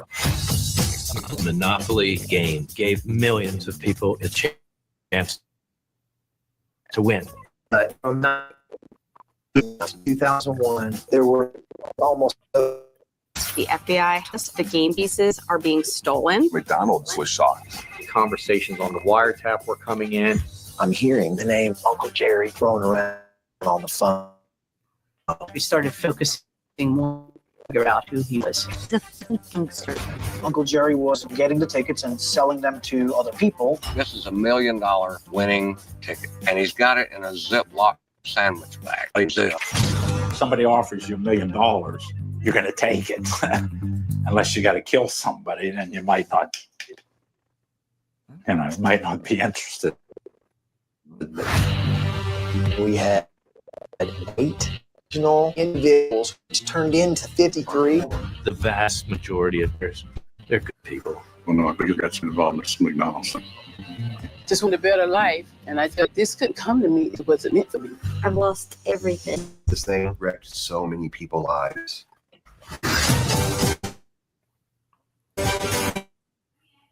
Get back. You couldn't go. You could go back further. But things.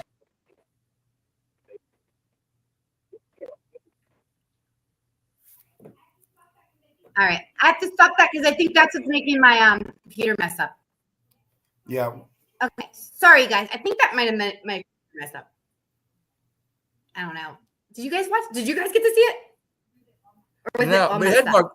We saw some of it. Mark Wahlberg's in that, right? I saw Mark Wahlberg was a director. Yeah. Okay. Was it that bad? Okay, well, anyways, look up. I'm serious. Look up McMillions. It's crazy. We all know about that. Like, it was rigged. Like, there was somebody on the inside that was giving their family members all the tickets. I don't want to give away everything because it's so good. Well, aren't Kansas City games rigged? Never. I mean, you know what I'm saying? Aren't Browns games rigged? It's like, it's funny that like Monopoly, and it was rigged. Like that was rigged, and it'd be kind of nice, I think, to find out maybe if Kansas City's games were rigged, because all these things that we think about, I think sometimes, wouldn't it be actually cool? Like it actually, okay, we were right. Like America was right. Like it could all unite us. Like we have all these things, but one thing we could be like, we were all right about that. Like at the end of the day, everybody agreed, except maybe if you live in Kansas City. But even you have to think like maybe you're getting all the calls and it's rigged. Oh yeah, I mean the mob really was. There was really a mob. Yeah, right. Things really do happen. Like I just honestly, I think it did take me to become like an adult to really swallow that the scandal that everything that this stuff does happen. It's like, oh my god, this can't really possibly happen. Oh yeah, it can. Like you'd be surprised. We've been talking forever. I wanted to talk really quick about the free agency. That's when the fun stuff trade. Ooh, he came late to the party. Hi, Garrett. Trade Myles Garrett after June 1st and ask for 3 first-round picks. Oh, I agree. We'll take 30 first-round picks too if anyone wants to give it to us. Yeah. I'll take 3 first-round picks for Myles Garrett. Sorry, Myles. Nice knowing you, buddy. What was I talking about? See how Ryan does that? I was talking about the mob, and then oh my god, it's still Monopoly is being rigged on there.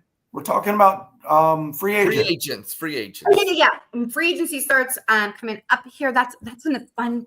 That's when the fun really starts. It's really hard for me to like digest anything when it comes to like fantasy football or even any type of mock drafts until the draft's over, until free agency is over, because that changes the structure of a team so much. Don't you guys agree? You can't really do much until the draft's over, I don't think. I don't know what's going to happen. But there are a lot of people out there in the free agency, especially. There's a lot of quarterbacks. A lot of teams need a lot of quarterbacks. There's a lot of bridge quarterbacks. Where are they going to land? I don't know. Where do you guys think they're going to land? Let's talk a little bit about this. We got Devontae Adams and his friend Aaron Rodgers, both on free agency this year. First of all, do you think they're going to stay together and go somewhere else, or are they going to break up? They're going to go same place.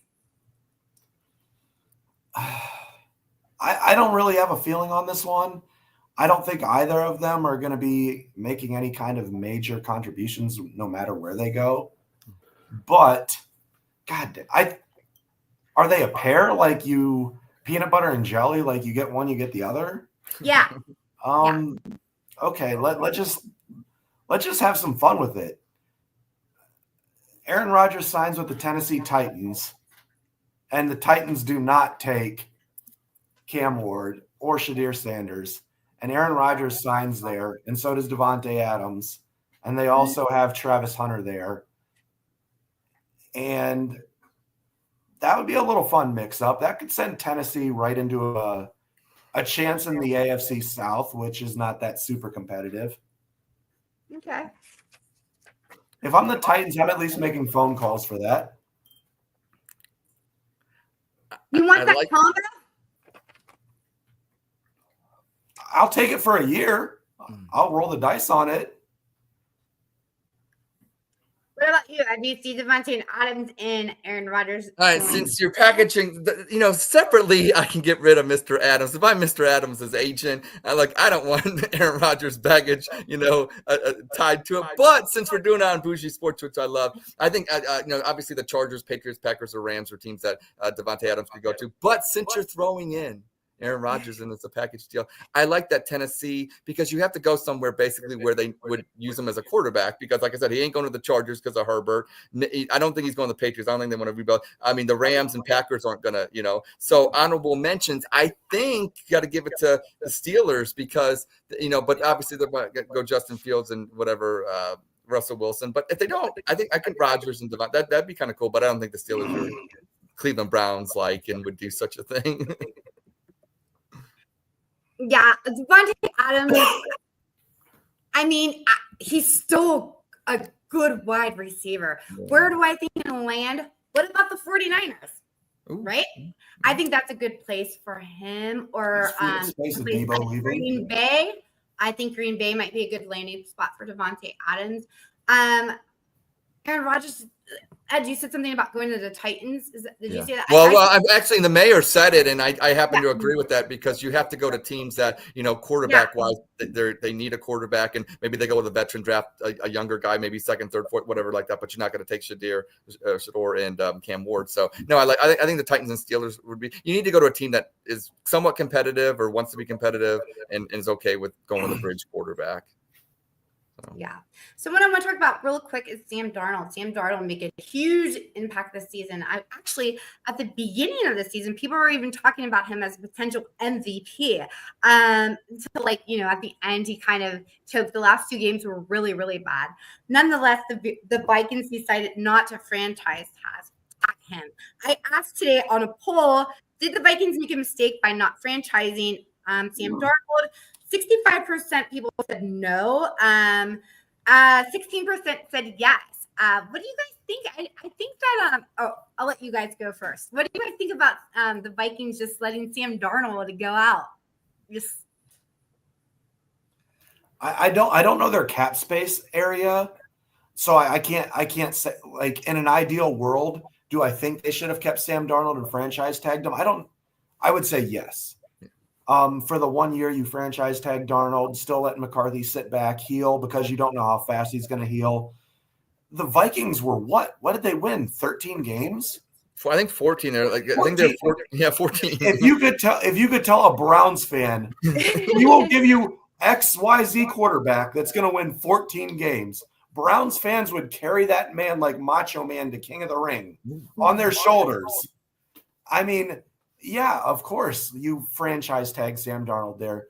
I think they made a mistake not doing it, but I also don't know their cap space. If they're trying to think that J.J. McCarthy is going to come back fresh, he's going to be able to recreate it, then I'm all for it.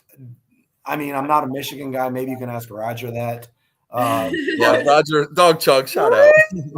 I don't know enough about J.J. McCarthy. I've only seen him play a few games, and unfortunately, I saw him win every single game he played.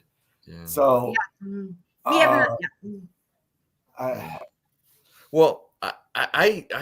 got breaking news a little bit before the show, but because of not because of Sam Darnold, maybe, but Seattle traded Smith to the Raiders for a third rounder, and all signs point to the Seattle Seahawks making a strong bid for Sam Darnold. And so there, but to the whole point of franchising, I would have franchised them. And, it reminds me of this. It could turn out to be a Derek Anderson, Brady Quinn kind of situation where Derek Anderson looked good in 2007 and Sam Darnold looked good this year. But, now you got, we had Brady Quinn that we drafted, and, they have J.J. McCarthy that they drafted. And, maybe when Sam Darnold falls apart, because I don't know. Do you trust him to do it? Keep doing it? I don't know. I think I would need to see it 2 years. And to the mayor's point, that's why I would have franchised him. And then obviously you still have McCarthy. That's the cheapest option too. I don't understand, because McCarthy's on the cheap for being a rookie. So I don't know. Yeah, I agree. Should have done it. Yep, should have done it. I just went through a couple quarterbacks out there. Aaron Rodgers. I know Russell Wilson. Kirk Cousins. Do you guys have any guesses on where any of those guys might land in the free agency? What were you talking, Aaron Rodgers? Wait. Any of those quarterbacks. We have Aaron Rodgers, Cousins. There's there's a lot of quarterbacks out there that's going to make a good bridge quarterback. We have Cam Ward. We have Shedeur Sanders. What about those two teams too? Like Tennessee Titans. They could bring in one of those people if they're going to have Cam Ward. What do you guys think? Do you see any of those landing? I do like what Ed just said about Sam Darnold ending up in Seattle. Yeah. I don't know if DK Metcalf is staying there, because I feel like there's also rumors that he's going to test out free agency, which I don't think he's a free agent right now. Is he? Does he still have 1 year? Yeah, that's what I thought, but maybe I'm wrong on that. Yeah. But I heard that he was going to be looking into free agency or requesting a trade. Yeah. One of the two. And you get Sam Darnold, you pair him with DK Metcalf. Seattle's looking pretty. And they got Jackson Smith and Jigba, JSN. NFC West is a tough ass division. Baby. Yeah. Let's do a couple people. Najee Harris. I don't think he's going to be with the Steelers again. Do you guys see? Can you have any guesses on Najee Harris? Or good landing spot for him? I will say this. I see him ending up in someone that's going to overpay for him. And there's one team that loves overpaying for underperforming players, and that's Jacksonville Jaguars. So I will go ahead and say Najee Harris will be in Jacksonville next year. I kind of concur with that one, but you know what I think would be spicy though? If the Ravens always go out and get a bet. I know they got, if they would sign him or something, and maybe, I hate to say this, but it'd be like Najee Harris, if he went to the Ravens, would be like, to them would be like Nick Chubb going to the Steelers for I don't know. It is such drama within your division. Sometimes I think that's a good thing. And like I said, if you're only going to win 7 games, 8 games, probably 5 or 6 next year, then why not have some drama? While we're talking about free agents, I think the biggest free agent is someone that we're not even talking about, and he is on the Ravens.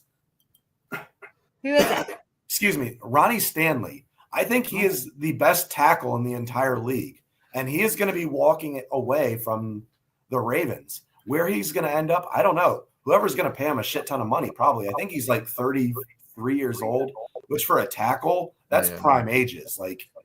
That's you got. Like Joe Thomas was probably better at 33 than he was at 20. Like seriously, you're right.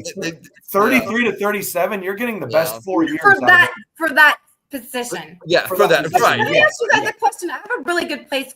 What about Najee Harris for the Las Vegas Raiders? I could see that.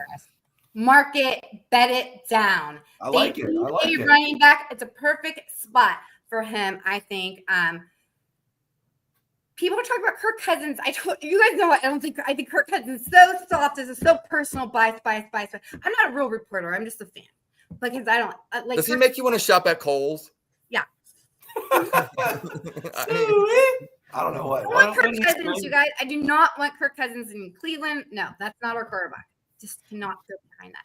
Joey Bosa, that's another person. Do you think he's going to go to 49? Where do you see Joey? I think he ends up wherever his brother is. I'll just say that. Yeah.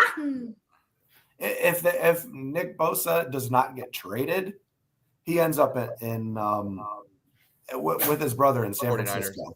However, I did tweet this out a couple days ago where I thought if Myles wants to go to a contender and they want a comparable return for Myles Garrett to make everyone happy, they could trade him for Nick Bosa and maybe like a 3rd round pick or something and get Nick Bosa in return for it, and then also get Joey Bosa at the other end.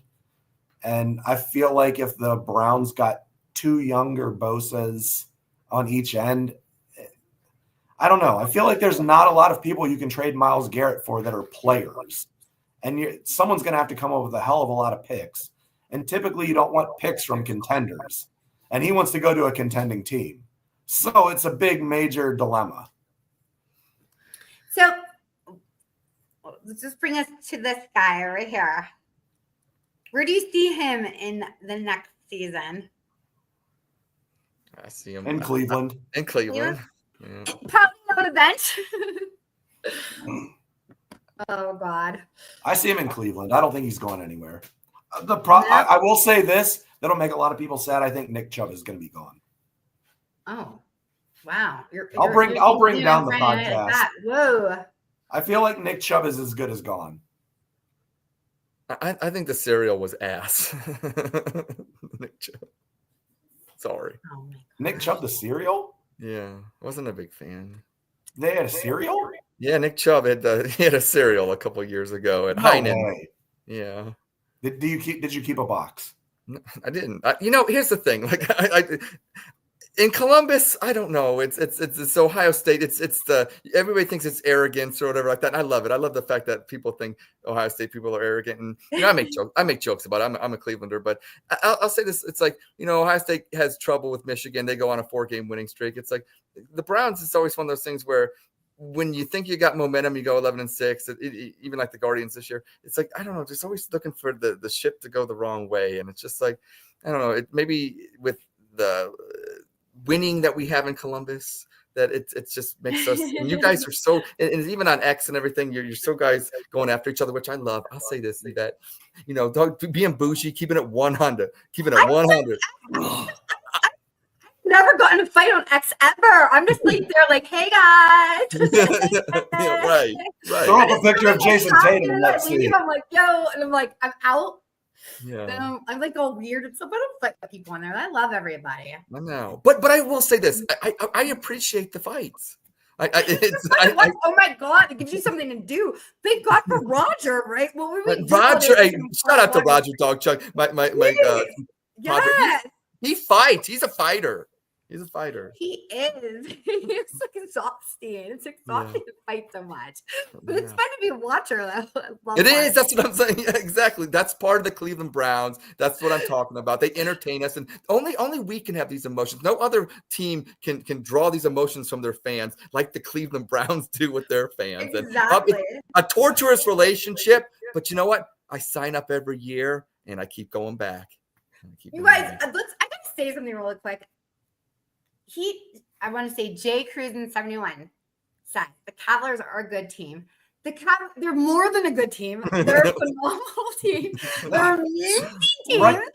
The most I talked about the Cavs today was how Garrett gave me funny. He has really high standards. There's nothing wrong with that. Nothing wrong with that. Just high standards. High standards. Right now, I think the Cavs are on pace to have like the 5th best record in the NBA history. They could do better. Hey, Mayor. They could do better, right? That's pretty impressive.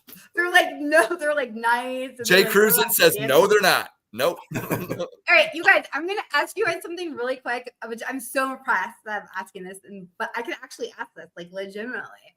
What did you guys think about Rhea Ripley losing her title after only 60-something days to wait? Eva Sky? Is it Eva Sky? Yeah, Eva Sky? Eva Sky. It doesn't matter. I can't believe she won it. I got close enough, right? Yeah, good enough. So tell me what you think about it. I'm mad. I don't know what they're thinking with that whole thing. I'm over them. Like, there's some people that in the women's division, they need to clean out. It is tippy time. Now, we spring forward this weekend, but it is always tiffy time. It is always tiffy time. And I don't understand. Who's that? You got to tell me. I'm new. Tiffany Stratton. She tag team with Trish Stratus. Yes, that's a hot tag team. Oh, the one that just did a tag team with her. Yeah, they dressed up as like Maple Leafs. Canada. In Canada. Yes, she's not Canadian. Okay, so that's her girl. She's from Minnesota, which is basically Canadian. Yeah, yep.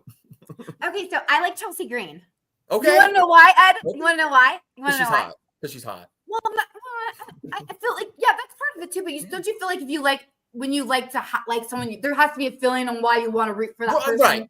Yes. Yes, it has to be a lot of things. And she's the first person, my first wrestler that I kind of felt like a fan of. Nice. And she did I'm obsessed with Wicked. And her and her bodyguard, don't tell me her name, Trish. Is it Trish? What's her bodyguard's name? Her bodyguard's Piper Niven. Piper Niven. Piper. Yes, sorry. They did Wicked. Oh, that's cute. Well, they came out with the Wicked theme, and then I was like, "Oh, I'm obsessed." So she's my favorite, but I enjoyed the Cody Rhodes fight. What other fight did I? Who do you think's hotter, Liv Morgan or Alexa Bliss? Alexa Bliss is from Columbus, Ohio. Yeah, I think Liv Morgan by far. I think Alexa Bliss maybe 5 years ago, maybe. I don't know. I love this question because I will tell you exactly. That's why I'm asking you. I love hot girls. I love hot girls. Yeah, like I'm no jealousy whatsoever, and I honestly say who I think is so. I'm a big fan of Alexa Bliss because she went to my college. Yeah, you like Alexa Bliss. You like the Bella Twins. There's other reasons. I like Alexa Bliss because she married Ryan Cabrera. On the way That's down. so weird. Ryan Cabrera seems like such a dork. No, but he was on that Miz show, and he was on like Ryan Cabrera. Like, he's pretty famous. I mean, he's whatever. Alexa Bliss was into big '90s pop. Like, she's a big pop fan. But I know I didn't feel the love for her. I can't. I told you I have to feel connection. There has to be something. I agree with that. I love tying in the behind the scenes wrestling gossip with you, Yvette. And just so you know, Alexa Bliss's ex-fiance is now married to Rhea Ripley. That's what you told me. I love that gossip. Oh, really? I love that. I live So the behind the scenes fun could really be there because she has to have hard feelings about that. There's no way that you don't like. But they had a pig together. Who Alexa and the and Buddy Murphy. They had a pig together. So do you think Rhea Ripley's hot? Be honest. This is an open cheat. We're honest here. We're honest here. Yeah, fair enough. I'm not a fan of Rhea Ripley. I don't think she's that hot. I wouldn't date her. I just don't think she doesn't do it for me. And it's not even that she's goth or whatever, because that's not it. I'm okay with goth, whatever. It's just she doesn't do it for me. She doesn't like. Maybe it's just like again particular taste. I'm not feeling it. I just don't feel her. I don't feel like any love for her whatsoever. I will say this. Rhea Ripley and what was it? The Mae Young Classic of 2018.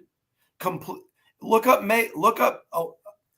Rhea Ripley in 2018. She was long blonde hair, supermodel, pretty, no tattoos, nothing. So clean. Look up. That's not even what turns me off about her. It's not even that. I like that. It's just there's something. I don't know when she started. What am I looking up Rhea Ripley? What? Mae Young Classic. Yeah. 2018. I'm just saying, if you're in the mood to get if you're a guy and you want to get dominated and you want to kind of, she kind of fits. I mean, I get it. Different strokes for different she's folks. not ugly, but I know what you're saying. Look, when you got different strokes for different folks. I'm a Chelsea Green fan. I'm more of a Chelsea. I'm Team Chelsea. She's my number two. She's my number two. That's who I am. Yeah. Like that, I found so it's so fun. So I found someone that I like. So I think that's part of that. Now I'm like interested. I will say this. Girl, I think I like Cody Rhodes. Is that basic? I like I don't know. I'm trying to find. You really like Jade Cargill when she came out. Which one was that? Oh, I like that I thought that was the best part of the Elimination Chamber. Yeah. And her body was like whole. Yeah, there's not a lot of fat on Jade Cargill. No, it's probably like none. I mean, it's just tough. I think what's the one girl that you guys said with what she had the hair that you said like Bianca Belair? No, yeah, that's the one that's married to another one, right? Yeah, she's married to Montez Ford. Oh, that's right. Yep. She won, right? She won the elimination. She won the Elimination Chamber. What's the next big fight coming up? WrestleMania, the biggest pay-per-view of the year. Oh, that's in the summer though, isn't it? Like April 3rd. Oh, that's like the one that's around Lana's birthday that she is. Yes. Go to. Yeah. Who's fighting or not? Isn't it going to be Cody versus John Cena? Oh. Yeah. Well, is that going to be John Cena's like last final? That's what I'm wondering. Like, does he win at 17? Like, and then he like is bad, and then he finally turns good, and loses because he's gonna have to. If he wins the belt, he's gonna have to probably lose it before he like leaves in December. Like, this is his final year. Like, he's made it very known that like after December, I'm done. Like, you know what I'm saying? So like, there's a finality to it where if he does decide to pick up the gold, you got to eventually either lose it or there's got to be something to this. You know? Yeah, I think like something else like with WWE is like starting to appreciate the art of it. And I think that's what started happening to me when I started to like it, because at first I was so like coming off of like someone who never watched it before. I'm like, this is so stupid. Like, this is crap. You know what I mean? Like, I could not take it. I'm like, okay, I don't get it. But then if you just let that all go and you just have to like just go into the storyline, like that's exactly it. Cody Rhodes storyline, I kind of understand it. It's a soap opera. Like it's like the Browns to me. It's a soap opera. I love it. It's a guy soap opera. But then, yeah, I know. But so imagine trying to jump in as a newbie. Oh no, it's just like so I got into Suits. Okay, so I don't know if you've ever watched Suits before, Meghan Markle and all that. I finally got into it, and I like it. You know what the sad thing is? I'm supposed to hate Meghan Markle, right? She's this, she's that. I'm hearing all these bad. Oh no, you think she's hot? Not only that, do I think she's hot? That first season, I felt bad. I'm like, just get with the guy, whatever. I'm like, just I felt bad, and they had this torturous relationship, and I'm feeling bad for her. She's crying. I'm watching the show, and I'm feeling bad for her. As an American, I'm supposed to hate her. But you know what I'm saying? But I feel bad. Yeah, it's okay. You like her in Suits. It's all good. I like her in Suits. And by the way, yeah. I watched Meghan Markle's documentary and I'm watching again. Yeah, so shout out to Suits. Don't know if I hate it, right? Harry's fine. We're all good for it. I'd love to see them in the ring. That would be awesome. Harry, Prince Harry. Prince Harry, yes. Yeah, I was talking about like I didn't know about like the whole Vince McMahon thing, and I didn't understand what his controversy like completely was, and like why he's gone. But I'm starting to understand. Yeah, well, he's been creepy for years. And, you know, one thing about Vince, say what you want. Like, I don't know. I think I always say this about creative geniuses. Like, you say what you want about he's a schmuck and he's probably did a lot of nasty things like the Browns quarterback that we have on our roster. But at the same time, you look at the R. Kellys, you look at, you know, they all seem that the geniuses that kind of have visions and stuff, they do kind of live lives that, you know, not 10 Commandments worthy. But at the same time, I always separate what they do creatively. Like, nobody's going to tell me you can't listen to an R. Kelly song because he did this, that, or that. I like the song, you know, Keys to Ignition, I'm jamming, okay? You know what I'm saying? Like, so I don't ever get into that. And it's the same with anything, and even how we kind of, as Browns fans, kind of had to use that same logic with our quarterback. And now that he sucks and not going to be on the team, it's easier to make fun of him. You know, that's the one thing. Can we all agree? If you're not making jokes about him now, we can't all agree. Oh my God! At least let's all like have fun. Like now we're like all. But there's still some Deshaun Dick riders. I don't know why. If you're Deshaun Dick rider, I don't get it. I'm friends with a lot of them too. Like I love you. But I'm friends with them, but I'm like, guys, hello. Give it up. Like, come on. I was on that freaking. I was on there. I thought as long as you can hold.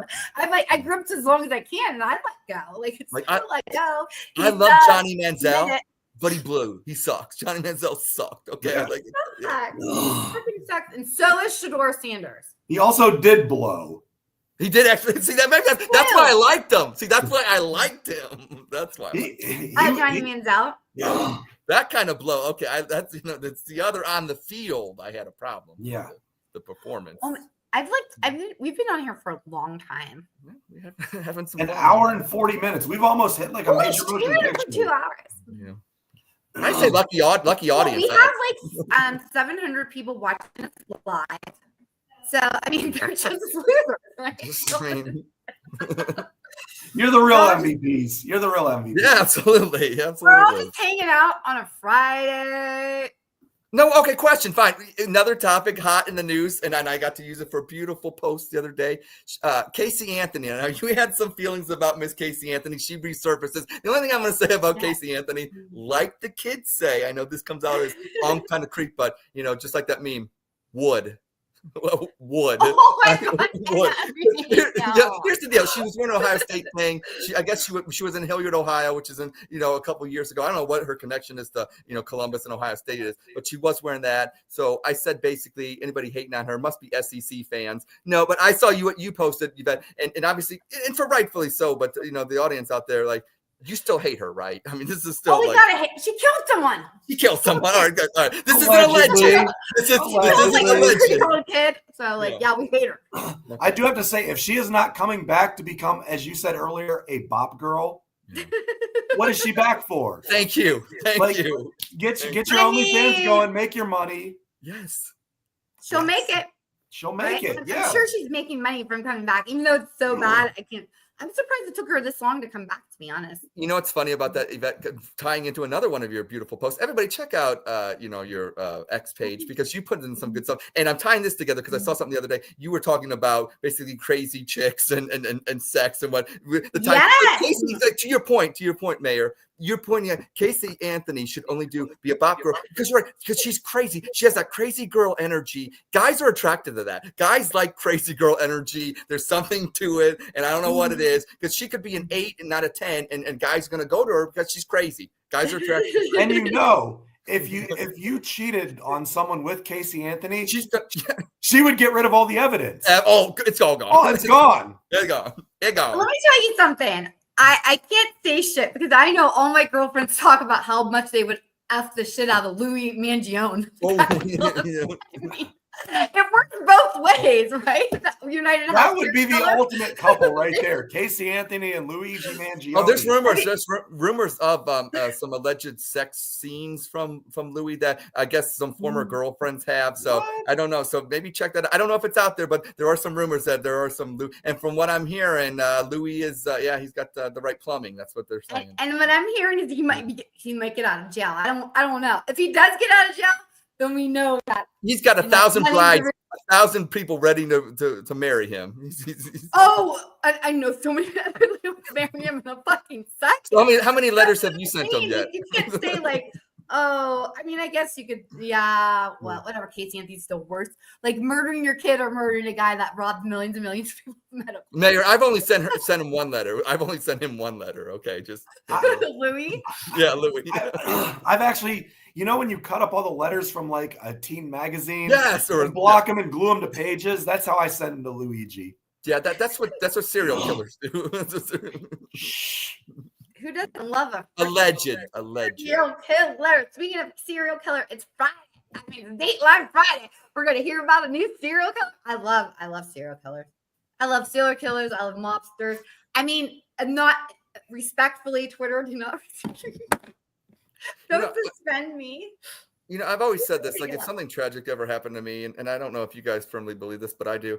Like if they were going to make a Dateline about you, because I always say every time my kids go out, don't end up on a Dateline, and we always have that joke or whatever like that. But if Keith Morrison isn't directing or narrating, if he's not narrating my Dateline, I don't care. If I could, whatever happens to me in any gruesome way, and I make a Dateline, if I'm lucky enough in my life, Mayor, to end up making a Dateline, the star of a Dateline, it better be Keith Morrison. I feel like Keith Morrison would be like, so he wore a tie. Yeah, right. That's exactly.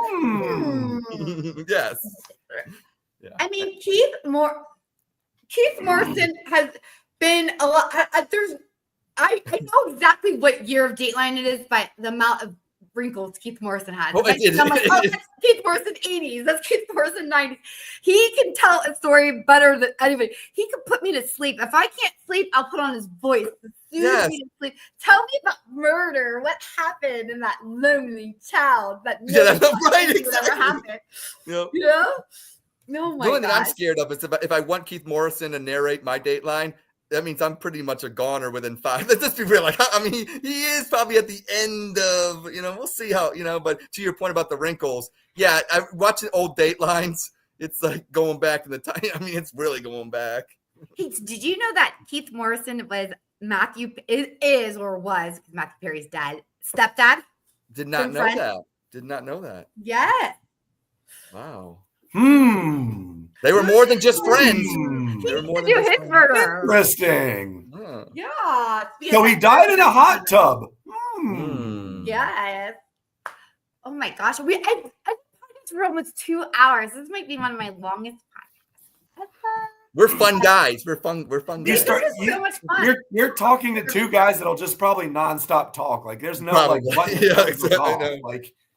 I know, but so here's the thing. Like, I was so nervous. Like, I went in really soft with the WWE talk. Because I was like, I threw it in. I was like WWE because I didn't know how my audience would like it. But I was watching and nobody stopped watching it. So thank you guys. Like, if you like them, But so Mayor, I'm looking, I'm checking you out. I'm seeing you because I see you. I've heard of you, what I'm saying, but were you the one with the Dairy Queen? You know what I'm saying? Was that the one? Yes.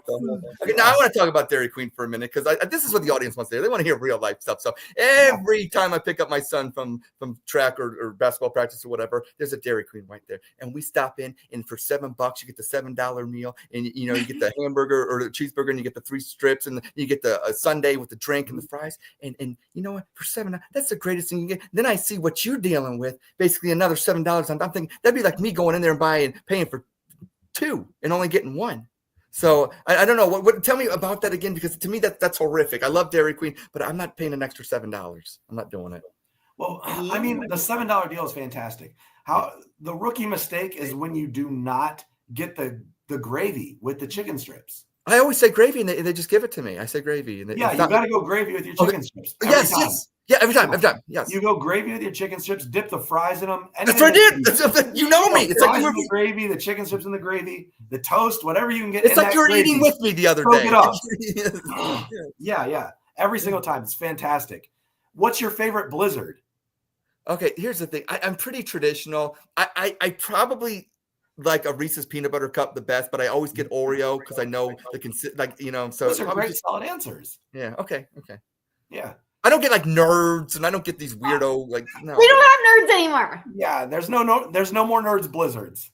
Oh, okay. I didn't. I wish there were, but there's the best Blizzard is peanut butter chocolate, the Reese's peanut butter chocolate one, with the little inside stuff. The best thing about Dairy Queen is when they turn it around, they're like, I know why did okay. So we're like, oh my god, that pisses me off. That's like, what are you doing? That gets me angry. I'm like, whoa. Like, I'm a panic person. It's easy to panic me. But when they turn don't turn my fucking ice cream upside down. It's like they're flexing on you. It's like they're like, who the fuck are you? Like, don't be so aggressive. Don't be so aggressive. Just hand it to me. Just hand it to me. What is this shit? What is this shit? Does McDonald's turn their fries upside down and stick them? No, they don't. Stop that, Dairy Queen. Jeez. They should. That's the flex move I don't need when I'm getting my food. I don't need that flex. No, no one else does that. You go to Papa John's and have their pizza turned upside down. Here's your garlic sauce, motherfucker. No, they don't do that. No. How come our names are not we don't have our names by us?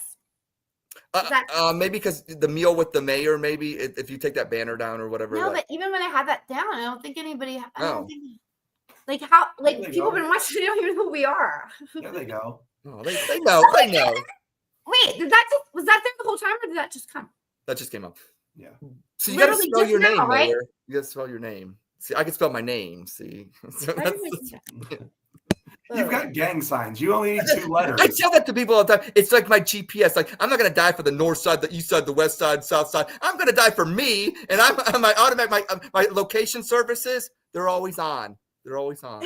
I feel like you got the LA. Yeah, right. There you go. See, there you go. Yeah. Is that LA Night? Bang! Ooh, look at you with a reference. Look at that. Yeah. I kind of liked him. I told you. I don't know if that was cool or not. There's something. I've had a lot of people tell me I look like LA Night. I didn't like his outfit because I was like, really? But then there was something about it. I was like, maybe he grew on me. The LA Night. Yeah. There's just something about that. I don't know. Yeah. I think so when it comes to like themes and stuff, I'm a big what's his face? My gosh, oh, I'm sorry. I can't think of the guy. But the guy that hates CM Punk. No. The one that foot stomped him. Gunther? Who? Those are the only 2 wrestlers I know. No, I'm sorry. Gunther. No, he's one of my favorite. The Ring General, he's still definitely one of my favorite. Yes. I mean, the guy with the long, like the hair, the wears the costumes, that dresses up. What's his face? He was in the Shield with Roman Reigns and Seth Rollins. Yeah, Seth Rollins. I just could not think of Seth Rollins today. He's my favorite guy with the song. Like that to me, that's the best chant and everything. Yeah, I like Shinge Nakamura's too. I think his is cool. That that violin kind of thing he's got going on. Yeah, it's all about. Mine would be like. What do you guys think about that? Okay. I feel like you could just pull off being the Bella triplet. There you go. I think that would. Yeah. Just come out being like Right all there. like, Yeah. I'm like, what's up? Yes. I would totally kill it. I couldn't do the wrestling part, but I could do the acting. Like, give me the mic and I would like put my tongue out and like dance and stuff. But like, I don't want anyone to hurt me. Don't hurt me. I can't even lie. I'm not a fighter. I'm a lover, not a fighter. I'm a pussy. I don't want to fight anyone. I mean, if I have to, I will. If I have to. And then you get punks like Travis Scott breaking eardrums, right? Yeah, no one wants that either. He was like, it's like he couldn't wait for his part two. It's like he couldn't wait. He's like, Cody's like, I'm gonna kill you. I bet there was a conversation when he got backstage that was not very pleasant. Yeah, like we practiced, like like what the fuck? You hit me everywhere. Here, not here. Yeah. Do not hit me in my ear. Like, What are the odds that is he gonna always be there now? Should I expect Travis Scott to be part wherever we see John Cena? I feel like him and Cena are gonna have a theme song together. Okay, that's what people. I'm waiting for it. I hope it's a banger. At least what's I like that's Cody Rhodes if you guys can tell. You guys, usually I could really sing. Right now my throat hurts a little bit. That's why I'm off. But mostly I am a very good singer. But, Definitely. Yeah.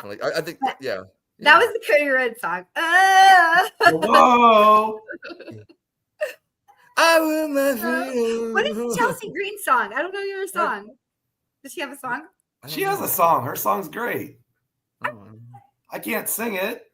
Oh, okay. And I don't think we can play it because we'll get copyrighted violation. Oh, that's you don't want to. I didn't even do that many graphics because I didn't want to get copyrighted. Zapped. Oh my gosh, you guys, it was snowing today in Ohio, which was crazy because it wasn't yesterday. It was kind of nice. So we're kind of like having it all the way. 4 seasons in one day. We get 4 seasons in one day. One day's convertible weather. The next day it's get your shovel out. Yeah. Oh my gosh. I'm getting off. I'm sorry, but I just want to say, Ed, thank you so much for coming on. This is like a last minute podcast. I was just like online. I'm like, I feel like I need to do a podcast tonight. And I'm like, I want Ed as my guest. It was just like that. And I was like, I hope Ed can come on because one of the first podcasts, I don't know if you know this, Mayor, one of the first podcasts I was on was the Dog Tug. Yes. And you'll be coming on soon, hopefully, Mayor. The invitation. You guys would have so much fun on there. I think you would have so much fun on there on the Dog Tug with you guys. I hope so. I hope I get to get on there and do some sip or spits. Sip, spit, chug. I'm hoping not to chug. I just want to sip or spit. Well, that's what Roger likes to sip. So, yeah. Well, anyways, I just want everyone to please follow us at the Bougie Sports Squad. Make sure you're following my 2 guests, Ed at @_in_Columbus and the mayor of Canton. That's what your real hashtag is. You can follow me. You can. We used to do every Wednesday. This is how I came across this. Every Wednesday, he used to do with a meal with the mayor, where he would you rate fast food restaurants. I did. I was doing it religiously. Every single Wednesday, 6 p.m. I'd post brand new food review of whatever fast food. What was your highest score? Like what establishment got your highest score? Do you remember just off the top of your head? I'm just curious. Culver's. Butterburgers. Like the Butterburgers. The double cheese Butterburger got my highest score I've ever given. I think it was a 9.7. Wow. We have one. We have some in Columbus. I've never been there. I got to try it now. Culver's is the best fast food burger. Stay away from the crinkle cut fries. Everything else there, phenomenal. Okay. They're all everything you get there, especially if you're going to do your fish review, whatever. Yeah. Your fish time for Lent. Yeah, one too. Fantastic fish. Best fast food fish sandwich too. Better than Arby's? We should come to Columbus. Okay. We should come up to Columbus. We'll go out to eat somewhere. Is there anywhere? I will say this. I want to go to a Columbus Crew game very, very bad. Okay. Lower.com field. Come on down. Okay. Yeah. Well, yeah. Let's do it. And let's. Yeah. That would Be my so guest. fun. Be my guest. Like, be my Be guest. my guest. Yes, Be my guest. Yes. Are you by Polaris Parkway at all? I'm probably about 25 minutes away, but no, that's just bam right there. I mean, Okay. Yeah, I'm on the south end instead of that's the north end. So yeah. Okay. Yeah. But unlike Cleveland traffic going east side to west side and everybody bitches, Columbus is, I mean, even when it gets busy. It's a circle. Columbus is a big circle. Yeah, we don't run into a lake. We don't fall off into a lake. Yeah.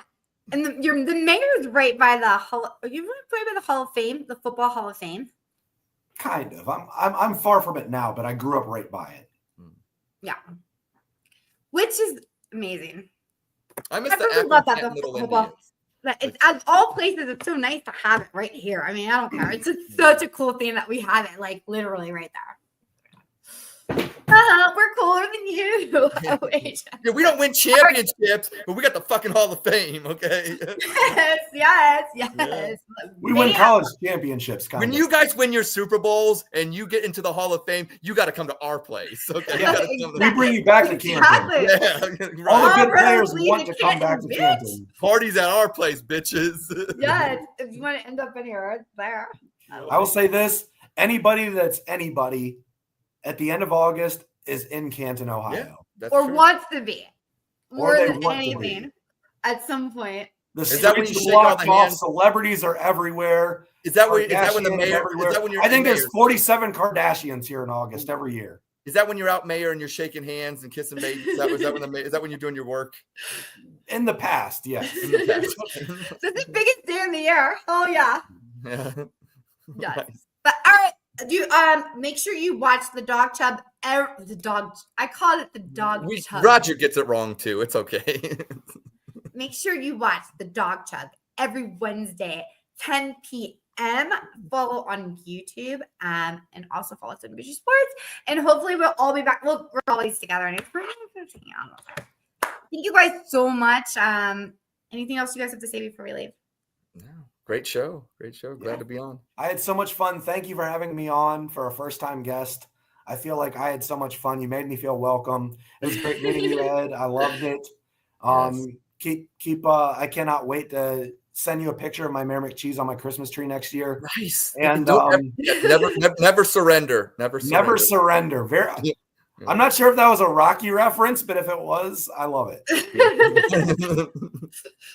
All right, guys. Bye, everyone. Keep it classy and be kind to one another. Bye. Oh, Bye-bye. I always do this. We're still live. Yeah.